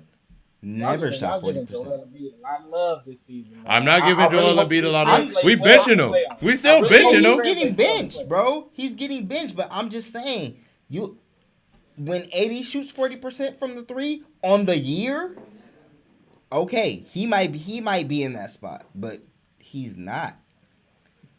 Once again, even before AD got hurt, he was having a down year.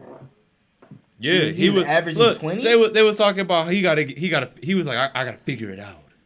And he's supposed to be MVP this year. I gotta figure it out. 20 points per game. ESPN ranked him as. Hold Hold on. Wait. This is before he. This was before he got hurt. ESPN ranked him as the second best player in the NBA this year, going into the season. 20 points As per he- game.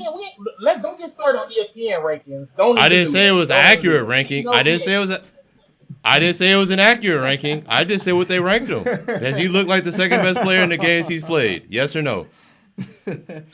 He came off a championship. Y'all know how. Yes or no? ESPN is. Yeah, he's a champion. He's Of a champion. course. He Of he course. he rolled LeBron coattails to that championship. Yes, he did. I'm just saying, bro. He's not doing what these other two centers are doing. That's all I'm saying. Which is why he gets cut, in my opinion. Like he's already injury prone. And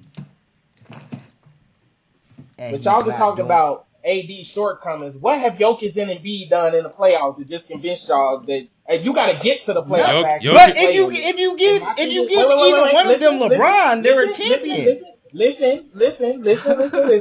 We always talk about context. Y'all watch hoops. My thing is, you putting Jokic on that New Orleans Pelicans team. He gets to the second round. I I believe so. I believe he does more than what AD does. I believe so. I believe so. Break it down, Zay. Come So on with Jokic, it. But Jokic that is again to is the saying. second round. Hold on, let me get I that only off. say that though because my thing is this, and it's the similar with the Paul George take that I have. Paul George was always going to be a second option. When did I figure that out? And Van is my witness. Y'all my witness. When he dapped up LeBron at that half court, I knew he ain't the guy. But listen. And I say that to say this. You also got to understand, AD got out the second round with DeMarcus Cousins with him. Put Jokic in that situation. And that was DeMarcus Cousins before he got his first injury. He was the best center in the league. No. He is in the league. See, but he was the best center in the league. He was the best center in the league. He was the best center in the league when he got to the second round. Before he left AD, he was the best center in the league. Give Jokic So DeMarcus that. Cousins was the number one option on that New Orleans Pelicans team. I don't believe he was the number one option because he got traded to that team, but he was the best center in the league. Yes. Before he went to the Pelicans, bro, he was the best center in the league. NBA, it's not even like that's not a discussion. He was the best center in the league. He was putting up monster numbers. Now the injuries derail his career. Yes. Sacramento, bro. In Sacramento. But what did he do when he got to DeMarcus New Cousins Orleans? was not the best center in the league when he went to Who was better than DeMarcus the New Orleans Cousins at center? Who was better than DeMarcus Cousins when he was with the Pelicans? Let me see what year. He was That was- Embiid wasn't better. that was the year- Jokic wasn't better. He was the best center in the NBA. That was the year before he ever got hurt. He didn't have any injuries before that year. He was the best center in the league. You give Jokic that, he's coming out the second round. At least he took Jamal Murray to the conference finals. So he took Jamal Murray to the conference finals. I mean, Jamal Murray or DeMarcus Cousins at his peak. Who y'all taking? Oh my god. Oh my god. And not only that, hold on. Not only that, but every NBA player came out and said the bubble was easier to hoop in. So I'm glad that Jamal Murray went crazy. I'm happy. I enjoyed his playoff run. But when they beat the Clippers, was it Jamal Murray or was it AD destroying Montrezl Harrell? That to the point where he's now a Laker. Look, bro. I mean, Jokic destroying Murray. I mean, Jokic destroying Harrell, rather. AD was gaming that boy on him. Look, man. This is all I'm saying, bro. This is all I'm saying. Put AD. Bro, this dude was averaging 25 and 13 with the Pelicans. Put AD on the Nuggets last year. They don't make it to the conference finals. I guarantee you. What? I guarantee you, bro, they don't make it to the conference finals. The reason the Nuggets were even good was their depth. They were a deep team. They had a good collective team. So y'all taking I away got you, from bro. AD and giving Jokic that credit, but they had Jeremy Grant, they had Jamal Murray, they stretched the floor. They had a consistently good team. They had a good bench. So it wasn't just Jokic. So if you put AD in that situation, I think he gets to the Western Conference Finals in the bubble, to y'all point, in the bubble. I struggle. The only reason I struggle with it was because they ran the offense through Jokic between his scoring and passing. AD's not the passer that Jokic is. So I don't know if you plug and play AD in that situation that he will have the same success as Jokic because Jokic is such a natural born Because now passer. y'all playing through Murray. And Murray, once That's again, the LeBron. his best season of scoring is 21 a night. They gonna ball out. All right. Can we get the next tweet, please? Can we get the next tweet? AD, Hey, AD, no shade. yeah, no shade. These are the best centers in the league. Like no shade. AD is that man, bro. AD NBA goes champion crazy. Anthony That was, Davis. tough, that was a tough one. That was a hard one. When I originally seen it, I was like, this tough. All right. Go ahead, I man. I don't know if y'all remember when we was earlier in the show. I already know who this tweet from. I don't know if y'all remember, but earlier in the show, y'all heard me say, I want y'all to remember this. Remember we was talking about this.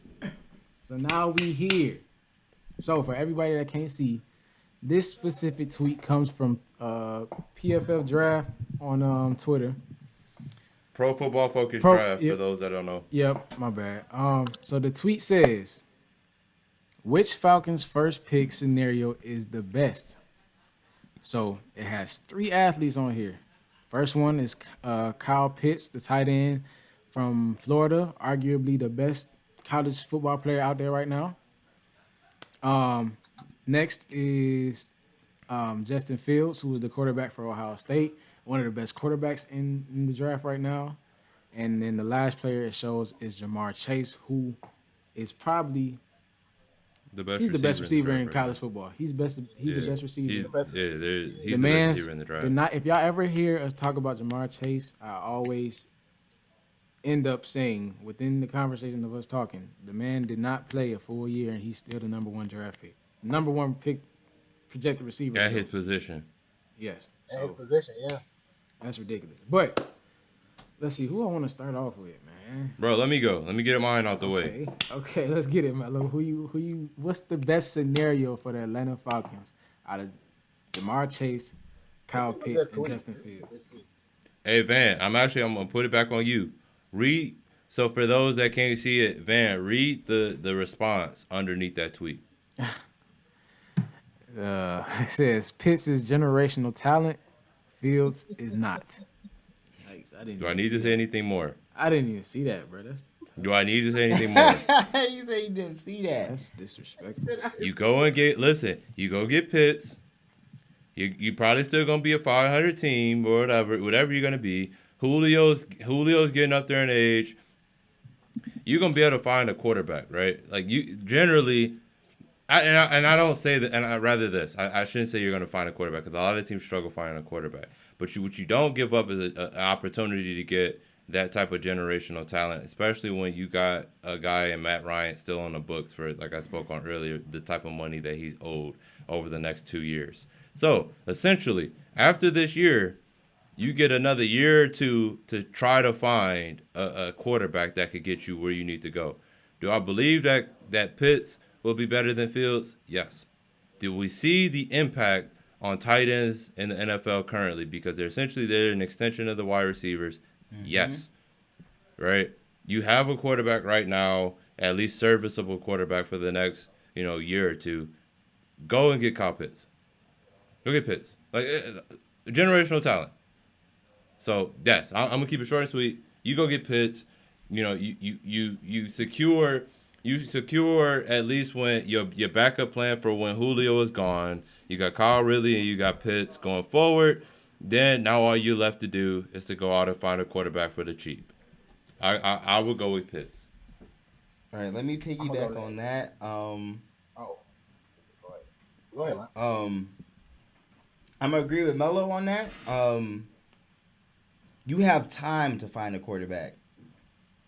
You get a tight end that's a generational talent. Any position that's a generational talent, you go and get, and then you fill in the pieces after that.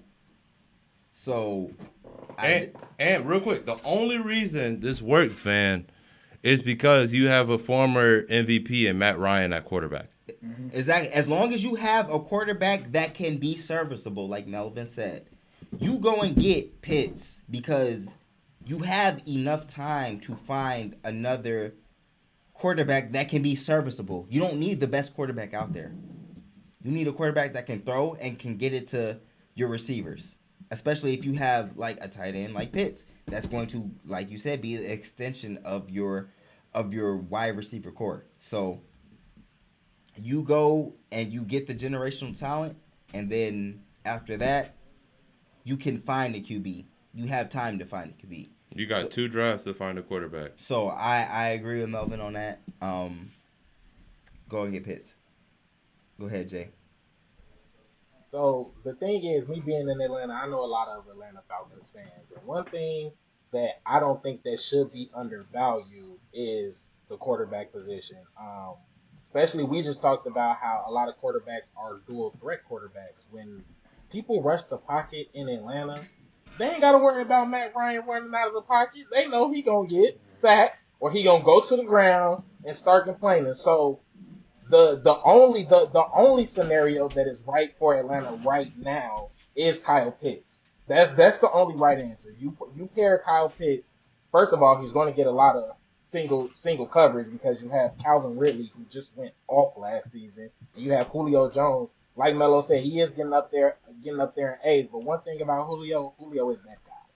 Julio's different. We like to call. Hold on, Jay. Julio. We call him that man. He's not that guy. That man. He's that man. That man. So my thing is, if you get Kyle Pitts down there, I don't know how you guard him. Like, my thing is with Atlanta, their window just opened with Drew Brees retiring. I mean, they still have the GOAT in their division, and a lot of people think that Tampa Bay is going to run it back, you know what I'm saying, because they did retain everybody. But if you do get the opportunity to get a Kyle Pitts and team him up with Calvin Ridley and Julio Jones, Matt Ryan gonna give him the ball. So I feel like that's the only right pick. But I like Justin Fields, and I think that would be awesome. I don't think it's going to happen. The thing with he's a Georgia kid, isn't he? Yeah, he is. He's a Georgia kid. Yeah. He's a Georgia kid. Yep. So he's from here. I would love to see it, but Melo said, Matt Ryan is owed too much money. You know what I'm saying? So currently, the coach doesn't even want to get rid of. He wants to play with Matt Ryan. Their new coach wants to play with Matt Ryan. Go get pissed then. A different scenario. They're kind of looking at quarterbacks. So it's going to be interesting to see what they do. There's only one right pick right now. That's Kyle Pitts.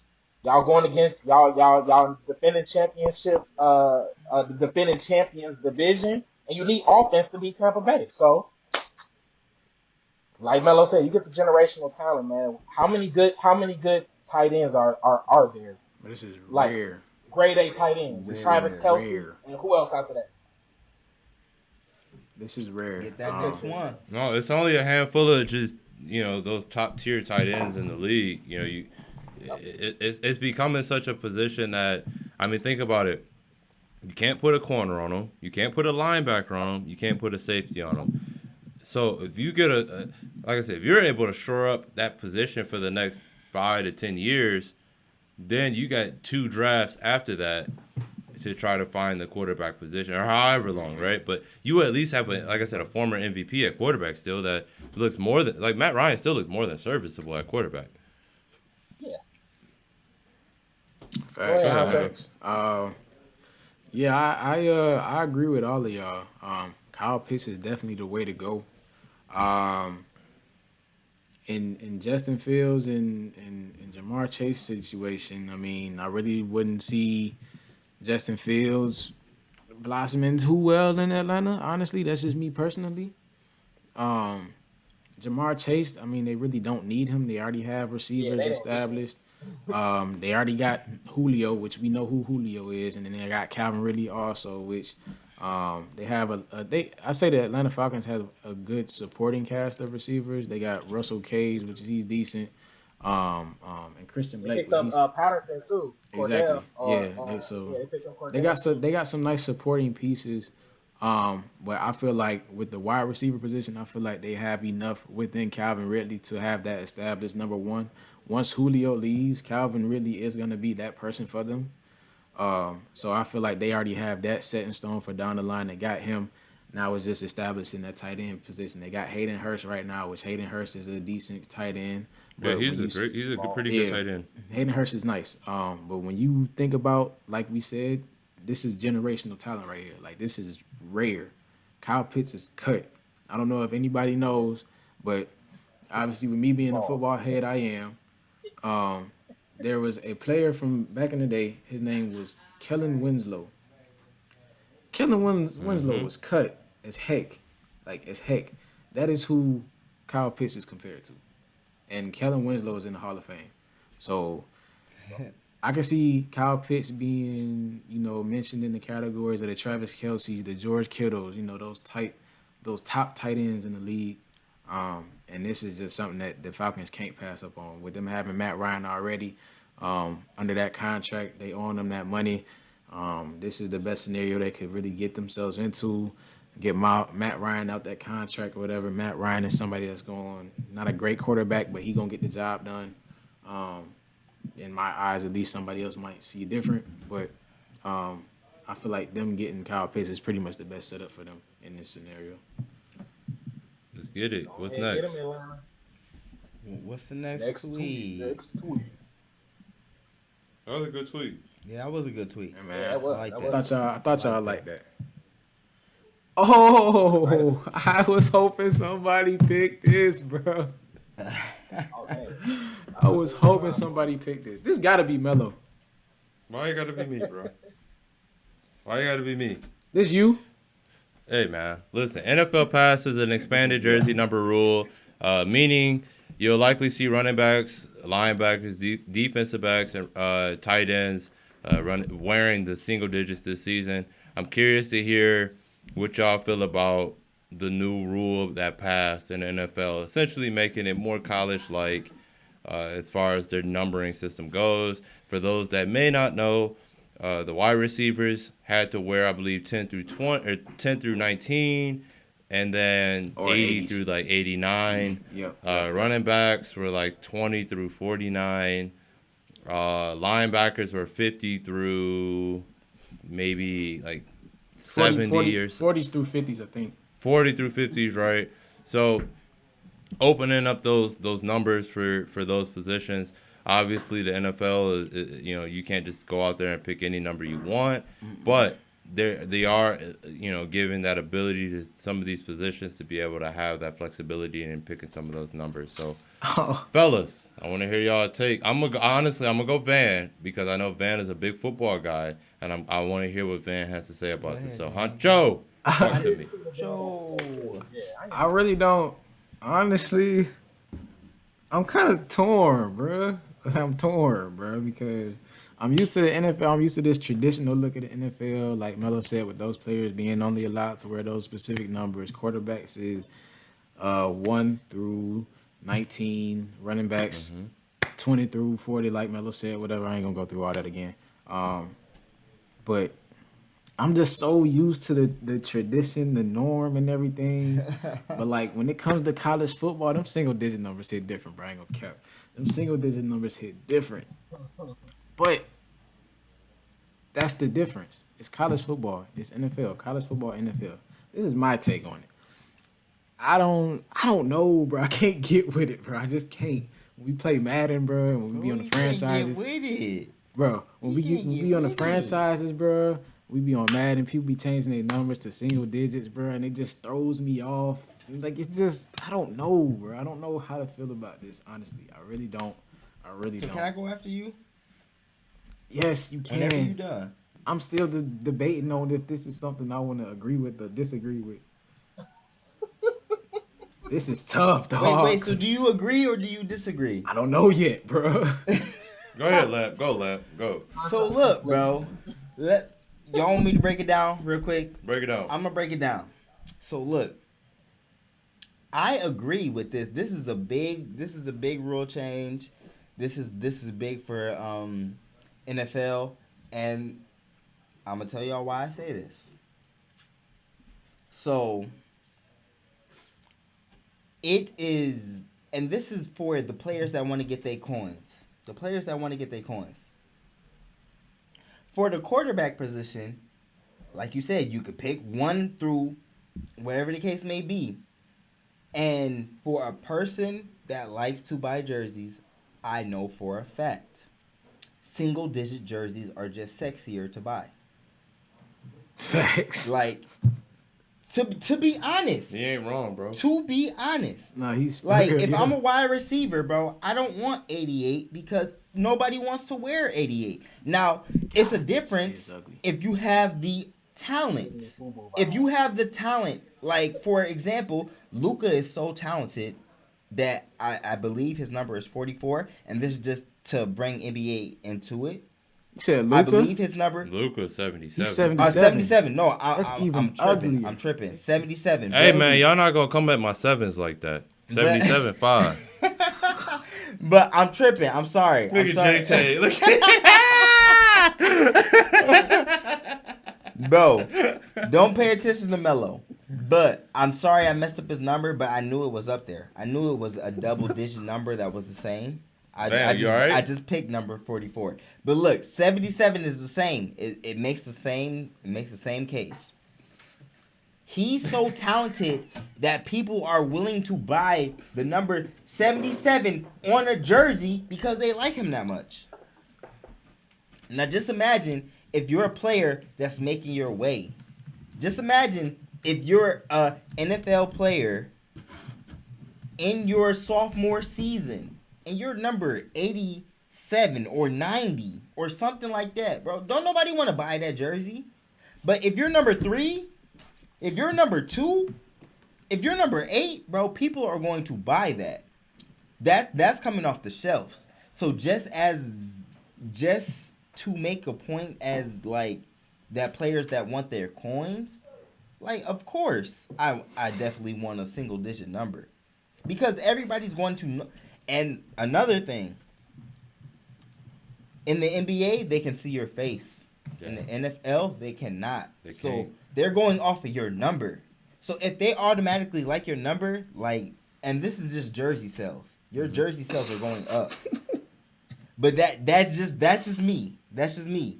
And I've always been a person who, like, I don't want to go all the way up into the 70s, 80s, 60s, 50s for that point. I want to be in that range from 10 to 20. I'm trying to be in that range. So if I have the chance to switch my number to that, why not? Why not? You feel me? Why not? Jay, go for it. Okay, lamp kind of allowed me to find my answer within his answer. What you So got, Huncho? I agree. I agree because now once we start talking about this, I start thinking about people with numbers like 41, like Alvin Kamara, like that stuff's ugly as heck, bro. Like it only looks Bro, good on who him wants to because wear that? Who it's wants to Alvin wear that? Kamara. Like, okay, I agree. I agree. I agree. All So right. go ahead, Jay. So My bad. here's my take. Here's my take. So honestly, I don't care. I honestly don't care. I honestly, it is what it is. I only thing what I hope, like I definitely see it from Lance point, from a business standpoint, from a marketing standpoint. R.I.P. Kobe being Bryant. I foresee a lot of 24s for a lot of skill positions. You know what I'm saying? Honor different things that are important to him. But what worries me the most is Tom Brady was very, very keen on not liking this, and I just hope it doesn't mess up the actual gameplay of football. So I hope that, just in case two teams are wearing white jerseys, we don't see quarterbacks throwing to the opposite team because they see a lower number or a specific number. But what I like about football though, also too, and we always talk about this amongst each other, is um we always talk about positions being interchangeable. So there's always a new top five and a new top three receivers, QBs every single season. What I'm gonna miss about like the tradition of that is who was the best 88, who was the best 84. You know what I'm saying? I like those type of debates in football. So now that's going to change, which is something really minor. But I think I'm gonna miss that. But honestly, I don't care. The NFL is trying to be more inclusive like the other leagues, baseball and basketball. So giving their players, giving their players some type of, some type of power in them choosing their numbers and the type of numbers that they want. I see it being good, but I just hope it don't mess up gameplay. I hope quarterbacks don't mistakenly think, oh, that I thought that was, my halfback coming out the backfield or something crazy like that. So as long as it don't mess up football, I'm all good to go. So I feel you. I that's feel all I you. got, Melo. Close it. Listen, bro. Marlon, I'm sorry. I ain't rocking with it. I appreciate the traditional numbers that come with their positions. Don't get me wrong, do I enjoy my single digits? Yes.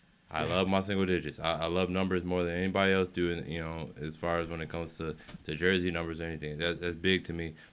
Anytime I had an opportunity to choose a jersey number, I actually, before Melo got traded to the Knicks, is a fun fact. Before Melo got traded to the Knicks, I had the opportunity to actually choose my jersey number for practice, and I chose the number 7. That very same season, he got traded to the Knicks and chose the number 7. I thought me and Melo bonded for life. Anywho, I'm always gonna choose a single digit number when I have the choice, but I appreciate what the NFL does as far as with their number restrictions. I'm one of those guys. Van and I play a lot of Madden football. I'm one of those guys that frown upon those people that change to single digit numbers that don't fit single digit numbers in the NFL. I just don't like it. It doesn't look good to me. I appreciate that each position has their set of numbers that they follow and they fall in. Listen, people talk about them ugly numbers. Well, guess what? Palomalu wore 43. I had a Palomalu jersey and wore it whenever I could, right? Because That Palomalu jersey was fire. bro, Palomalu was different. But then again, like, you know what I mean? Like 43, he made 43 hot. When I think of the number 43, I think of Palomalu. You know what I mean? So I appreciate, not that that is better, but I just appreciate the NFL and how they've, like Jalen said, in a way, like you per position, like you have to pick one of these. Like when me and Van make our players and Madden, we know when we make our cornerbacks, you got to be 20 through 49. You know what I mean? And it's an honor to try to get one of them lower 20 numbers. You know what I mean? I appreciate it. Now, I also appreciate college for what it is. Like Marlon also bought me a USC jersey when I was growing up. And I had the number 1 with my last name on it. I had Harris on the back of a number 1 jersey. I appreciated having that. But at the same time, when it comes to the NFL, I just like the look of the consistency of having those different players at those numbers. But I think that was a good debate. I enjoyed hearing y'all different Let opinions. me ask a question before we move on real quick. So, what do y'all think about those people who want those numbers but don't have a chance to get those numbers? Because my thing is, like, if you're at a wide receiver, you still have the chance to get those numbers, 20 through 49 or whatever the case may be. You still have the chance to get those numbers, but what about those people who might not want to be in that category? And, like, their favorite number is such and such for whatever the case may be. Maybe their mom's birthday is 12, blah blah blah blah blah, or whatever. So their number is 12, but they aren't allowed to get that number. Listen, I'm not saying that the rule before was right or wrong. I just said I appreciated what they did. No, I get what you're saying. I'm just saying, how do y'all feel about that? Oh, well, I feel like, oh well. Well, I feel like, yeah. Well, I mean, you know what I mean? Like, everybody know once you get to the highest level of football that you had to pick a number between this and that. Okay. And it was more so just to help to keep those people in those positions. You know what I mean? Yeah, like, no, I get you. Because people don't realize, like when it comes to sports, like, I mean, football players, like, there's 22 football players on the field at all time. Mm-hmm. So in order to try to keep some of those guys in order and in line and just try to keep them meshed together, like, you do that. And I appreciate, like I said, I appreciate the traditionalism and having running backs be 20 through 49 or having quarterbacks through 1 through 19. You know what I mean? I appreciate that. I get that. I won't be mad. Now, don't get me wrong. I won't be mad about, players or wide receivers changing the number, but I also just appreciated the traditionalism in having those numbers be the way they are. No, I get you. I just wanted to get y'all take on that, or how y'all felt. And then just to piggyback off that, in reality, a lot of players ain't even gonna give up their numbers. You know what I'm saying? So a lot of the numbers that they probably even want are already taken. So it really just depends on the team and the situation and what numbers not retired, what numbers You true. are. So and like Melo said, also a lot of players made their number that they have right now hot. Mm-hmm. So I'm not giving up that number. Mm-hmm. I think Stephon Diggs said that Stephon Diggs tweeted out and said that he's not changing his number because he made his number hot, essentially. You know what I mean? He wouldn't want to do that to the fans. So, like I said, I'm cool either way, but I would prefer if the NFL stayed the way they are, but I won't be mad. I think Juju Smith-Schuster tweeted out a picture of him in a number 9 jersey. And I thought it looked dope, but at the same time, I just like the traditional look of the NFL. So, no, Remy, what's the last tweet? What's the last tweet? Yeah, good tweet. Can we not mention Juju's name on this show? Hey, man, he went to USC. I'm trying to be nice, bro. I'm a USC diehard fan, if y'all don't know, and he went to SC, so I'm trying to be nice, bro. That boy got better stacks in TikTok than he do in the NFL. Hey, man, I didn't say he was great. I just said his number looked good. That's all. So we went real football heavy this tweet. So my tweet reads: Le'Veon Bell, James Conner, and Todd Gurley all first round fantasy running backs. Not the street. Now 2 of them are on the street, and one got a 1-year, $175 million contract. Now, this tweet is really open-ended, so we had a lot of opportunities to talk about receivers, quarterbacks, and there's been a lot of controversy just in football, just about running backs. So I just want to kind of get you guys' take on, how you guys feel about Le'Veon, James Conner, and Todd Gurley. And what do you think the future of the running back is going to be in the league? Because once upon a time, James Conner he really had a whole bunch of injuries. But at one point, he was that guy on the Steelers. Of course, Le'Veon was that guy on the Steelers. And Todd Gurley helped basically the Rams get to the Super Bowl and then kind of had a bogus knee in Atlanta. So now, both of them are out of the league. Le'Veon was on the Chiefs last year. Really didn't do too much, but I just want to kind of get you guys' take on just how you feel about these running backs, and what do you think the future of the running back is? And let's start with Melo. I want to hear what Melo has to say. Perfect. Yeah. So, look, As a Steelers fan, it's disappointing to see Le'Veon and James Conner on this list, but I think in spot duties, Le'Veon did well with the Chiefs. Um, Obviously, Clyde Edwards-Helaire went down with injury, and Le'Veon was able to fill in and definitely helped them to get to the Super Bowl. Uh, James Conner didn't do much of anything last year. Todd Gurley didn't do much of anything last year. Um, but in my defense, I've always said Todd Gurley has kind of been one of those guys that ain't really. He had, let's be honest, he had one or two really good seasons where at least Le'Veon was the best running back in the NFL at one point. And James Conner has never had the type of accolade that either one of those guys had. So it's unfortunate, but at the end of the day, the running back position is going in the direction that it's currently going, right? Like Zeke got paid all that money at that position, and look at Zeke now. Zeke is a shell of himself. So until we're able to find a way to sustain that position, the NFL is just they're gonna pay him good early, and then you hope to get a second contract after that, but it's just unfortunate that a position that is valuable because generally most Super Bowl teams have a good running back or have a good running game in general.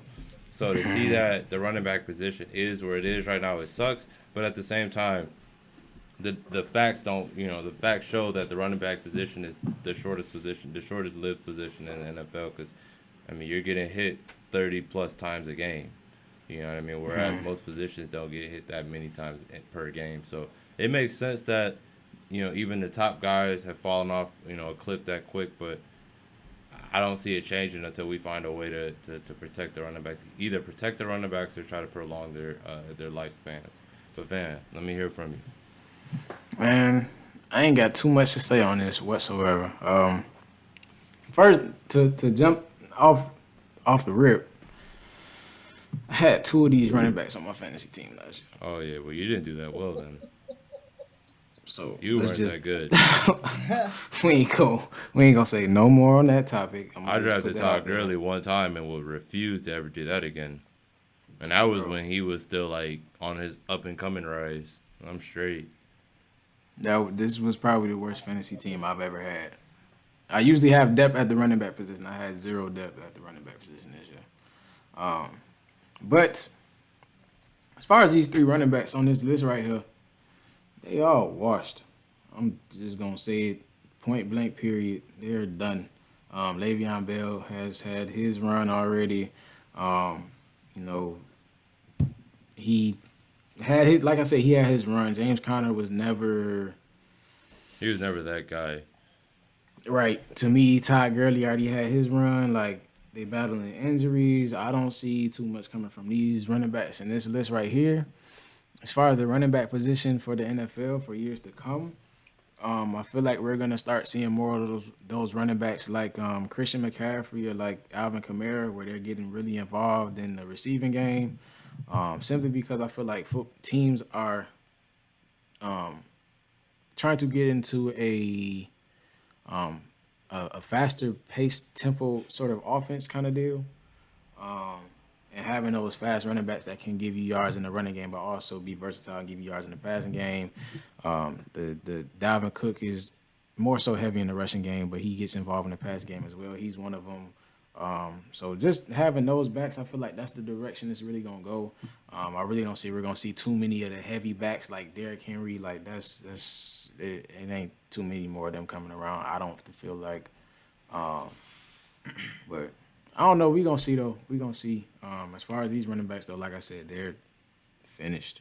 Who's the best of the three right now? If you were a GM and you had to pick up one of these three guys, like who are you picking up? We could just Me? get a one name answer. Yeah. Me. You? Me. Not I'm even not them? picking. I'm not All picking right, either bro. one of them. All right. So look. Man, I don't Le'Veon want- ain't let gonna me disrespect piggy- Le'Veon like that, let me bro. I don't Let want me neither one piggyback. of them. Let me piggyback off what Van's saying. Okay, let me Van not be said- disrespectful, but I just don't want neither one of them. I'll say that. Nah, but go ahead. Do you have an actual running back you gonna pick? No. If I had to pick one, Yeah, I'd you had to probably pick pick one. Todd Gurley. Okay. Yikes. You take. So look, piggybacking Sorry, off bro. what Van said, these running backs on these lists or on this list is washed. So especially coming from like the running backs. What is the average year? Like y'all said, it's only probably like 2 years. So like, 2 years, yeah. What's the average Lifespan of a running life? back. No, not the lifespan, but the average age of a running back. They're young. They're not old. So like, Like so 20, like compared to other 22, running backs, 21. They these. literally out of their prime, like after 28, 29. That's So what like literally, these running backs are out of their primes mostly, especially because some of them are dealing with injuries. So 27, 28, 29 in that range, you're probably out of the range of a running back. So they're going to look for a new running back. So like these running backs are kind of washed, especially Le'Veon Bell. He's 29 at the moment. So it's not surprising to see like where they're at right now, but like Van said, you're looking for different running backs at this time because like you want to, like Van said, you want a faster tempo offense. So why not have your QB running out of that slot, because you have a lot more QBs that can run nowadays than you used to. So you, like Van said, you want to have running backs that can also mix in with your wide receiver core. Which is why I would bring Le'Veon Bell in. Le'Veon Bell is the best receiver of the three. He can do the most. Okay, That's it. and I agree with that. and that's and I feel like y'all basically touched on it. And that's really what I wanted to get out of this. What the tweet is, the lifespan of a running back is not that long, but one thing that I wanted to touch on is the progression of football. So we talked about the progression of football in the quarterback. So now you have to look at the progression of football in the halfback position as well. So the reason I picked these guys, because whether we want to say it one way or another, they had their moment where they were that guy, and it may not have been short-lived in retrospect, but when you think about years and years of the NFL, it was short. So when I had seen this tweet, I was just thinking, what impact makes the best quarterbacks, the best halfbacks, running backs, the best running backs, and y'all touched on it. And that's why to my point, why I agree with Melo. If I had to choose one of these three, I would pick up Le'Veon because he can catch out of the backfield. You can spread him, you can spread him out on the field, and you can get you some positive yardage. So that's the reason why I picked this tweet. That's one thing I wanted to say too in the draft segment. I think Najee Harris is going to be really, really good for a football team. DeAndre Swift? Swift had a really good season with the Lions as well. So, but those were guys that were catching out of the backfield. You know what I'm saying? So.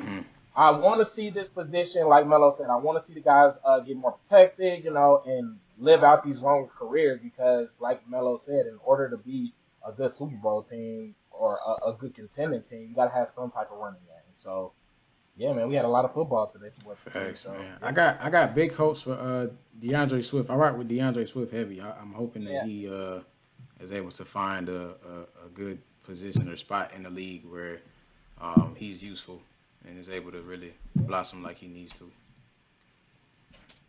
All right. That was what the tweet. That was another episode of the party. To be honest, that was. Yes, sir. Hey, I like it. It was a nice episode. We back.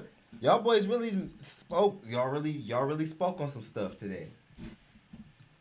Hey man, we have to come back with that fire after taking, being off a week rather. But we back. Like I said, what time it is. If you're a consistent follower, you know what time of the show it is. It's them shout outs. Shout out time. You already know. I'll kick it off real quick. Go ahead. You already know. Jay, you next. Aaliyah Sherry Photography. The Tap photographer. Trap The in, GOAT. you know what I mean? Them headshots, like I said, them headshots are all like Everything. any picture she takes. You got a vision, get with her. Aaliyah Fire. Sherry Photography. Fire. Hey, we ain't heard it. We ain't hear it last week, so you already know what time it is. Flyer pop. Shout out Remy. Shout out the homie. You know what I mean? We got Augie B coming. Shout out Happy Hour podcast coming soon. You know what I mean? it's that time. You know what I mean? We Yeah, brought it's promotion. definitely We that brought time. trying to get everybody where they need to go. So shout out Flyer Pod. Shout out Happy Hour Podcast coming that way soon as well. Go ahead, Jay-Tay. I want to definitely shout out Van's Twitch and Flyer Pop Gaming as well. Yes, Definitely get sir. in tune with that. Check us out on gaming side. You D might, Lamp too. D Lamp might too. not even know. D Lamp too. We might Oh be on yeah, the I'm podcast. part of the Light I him want to up, shout out my Lamp. boy D Lamp as well. He had an excellent mixtape. The freaking Flyers had an excellent mixtape. Man, Y'all fire. check that out.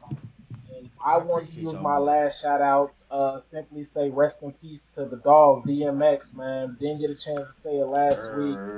DMX is super influential into a lot of the music that I listen to. Just getting me hyped and putting me in a position to just feel like you can be yourself and achieve what you want to do. That's one of the mantras that DMX definitely put on for me. So definitely rest in peace to DMX. Happy birthday to my mom. My mom's birthday is on Saturday, so happy birthday, mom. Happy Love you. birthday. Happy birthday. Happy birthday, Mama Jay-Tay. Mama Jay-Tay, happy birthday. All love from the Party Podcast. She know I rock with her. Appreciate Heavy. y'all. Appreciate y'all. And with that being said, I'm good. Go ahead, Lamp. Oh, it's me? Okay. Shout out once again the frequent flyers. Hey, man, y'all better tap in. Tap in for Listen, real. top five. Y'all were playing. I appreciate Hey, I see you, Jay. I see you, Jay. Like no, like no, for real. I appreciate y'all for listening to the mixtape. We really put some time in that mixtape, so I appreciate y'all for listening to it. I feel like it's really good. They feel like it's really good. So I feel like y'all need to tap in. Also tap into V Nor Design because he helped us get out Man, here. y'all see that cover art? He helped us get out Hey, here. man, That I cover love art it. I is love fire. it. I That love cover it. art is I love fire the for collab. real. I love that collab. real. I ain't gonna cap. I mean, we had to. Why not? It was only Why not? right. It was only right. So on top of that, like they said, Flyer Population Gaming, my boy Huncho got his camera, so he definitely ready. I'm about to get my camera. I can't soon. even log into his stream until I watch an ad. Oh, so gosh. y'all better tap in before his price go up. Tap in. Hey, he really doing some big things out here. I'm trying to get into I'm on the squad, but I'm trying to ease I'm on my the way bench. into it. I'm trying to get them water during the game. That's where I'm at on the I'm squad. trying to get up there too, bro. I'm trying to ease my way into it, but definitely shout out to all these boys. Shout out to Flyer Pop, Flyer pop. like Man. off top. Also Freak of Flyers, we got merch out. We selling T-shirts. We really trying to get them out there. So go check out our profile. You'll see our T-shirts. If you like them, DM us. Let us know. We trying to get all of our people who pre-ordered. We trying to get them all ready now. So just let us know. DM us. Let us know. Merch is really fire. It's on the way. Definitely on the way. I got all my people ready. So for sure, tap in. DM us. Let us know anything. Give me a We sec. got y'all. Huncho. Huncho, let us know what's up. Man, first of all, I appreciate the the salute D Lamp. Oh yeah, for sure. I did help Frequent Flyers with their cover art. Like they said, go check that out. I'm telling you, you won't regret it. Their stuff is quality and it's fire too. So like y'all gotta tap in with them now before it's too late. So y'all better tap in with them boys. But my shout outs, like Lamp said, of course my design, VNOR Designs. If you need work, websites, logos, whatever the case may be, I got you. Hit me up. But also I want to give a shout out to OG himself, Daryl Reese. Not only happy birthday to you, but also wanted to give a shout out to Stop the Bar Vodka. It is a Michigan-based vodka brand, local, black owned, and it's available at a couple of stores in Michigan. Actually, I think they got it at. I don't want to misquote. I think he just got into Meyer. I might be wrong, but I know he's in some big, well-known stores. It's okay. We can put it on social media. Working on expanding and everything now too. So support black businesses. Always. Yes, sir. Shout out Daryl Reese, man. I appreciate you. Everything, OG, man. Keep doing your thing. Blessings. Happy birthday, man, and enjoy. Happy birthday. Let's get it. Is that it? That's a Is that wrap. it? That's So next once week. again, we definitely appreciate y'all tuning in to the Party Podcast. You know, we keep it real. We keep it hype. I feel. Episode 7 on the way. You feel me? Hey, the party. We out. Flyer pop. We out.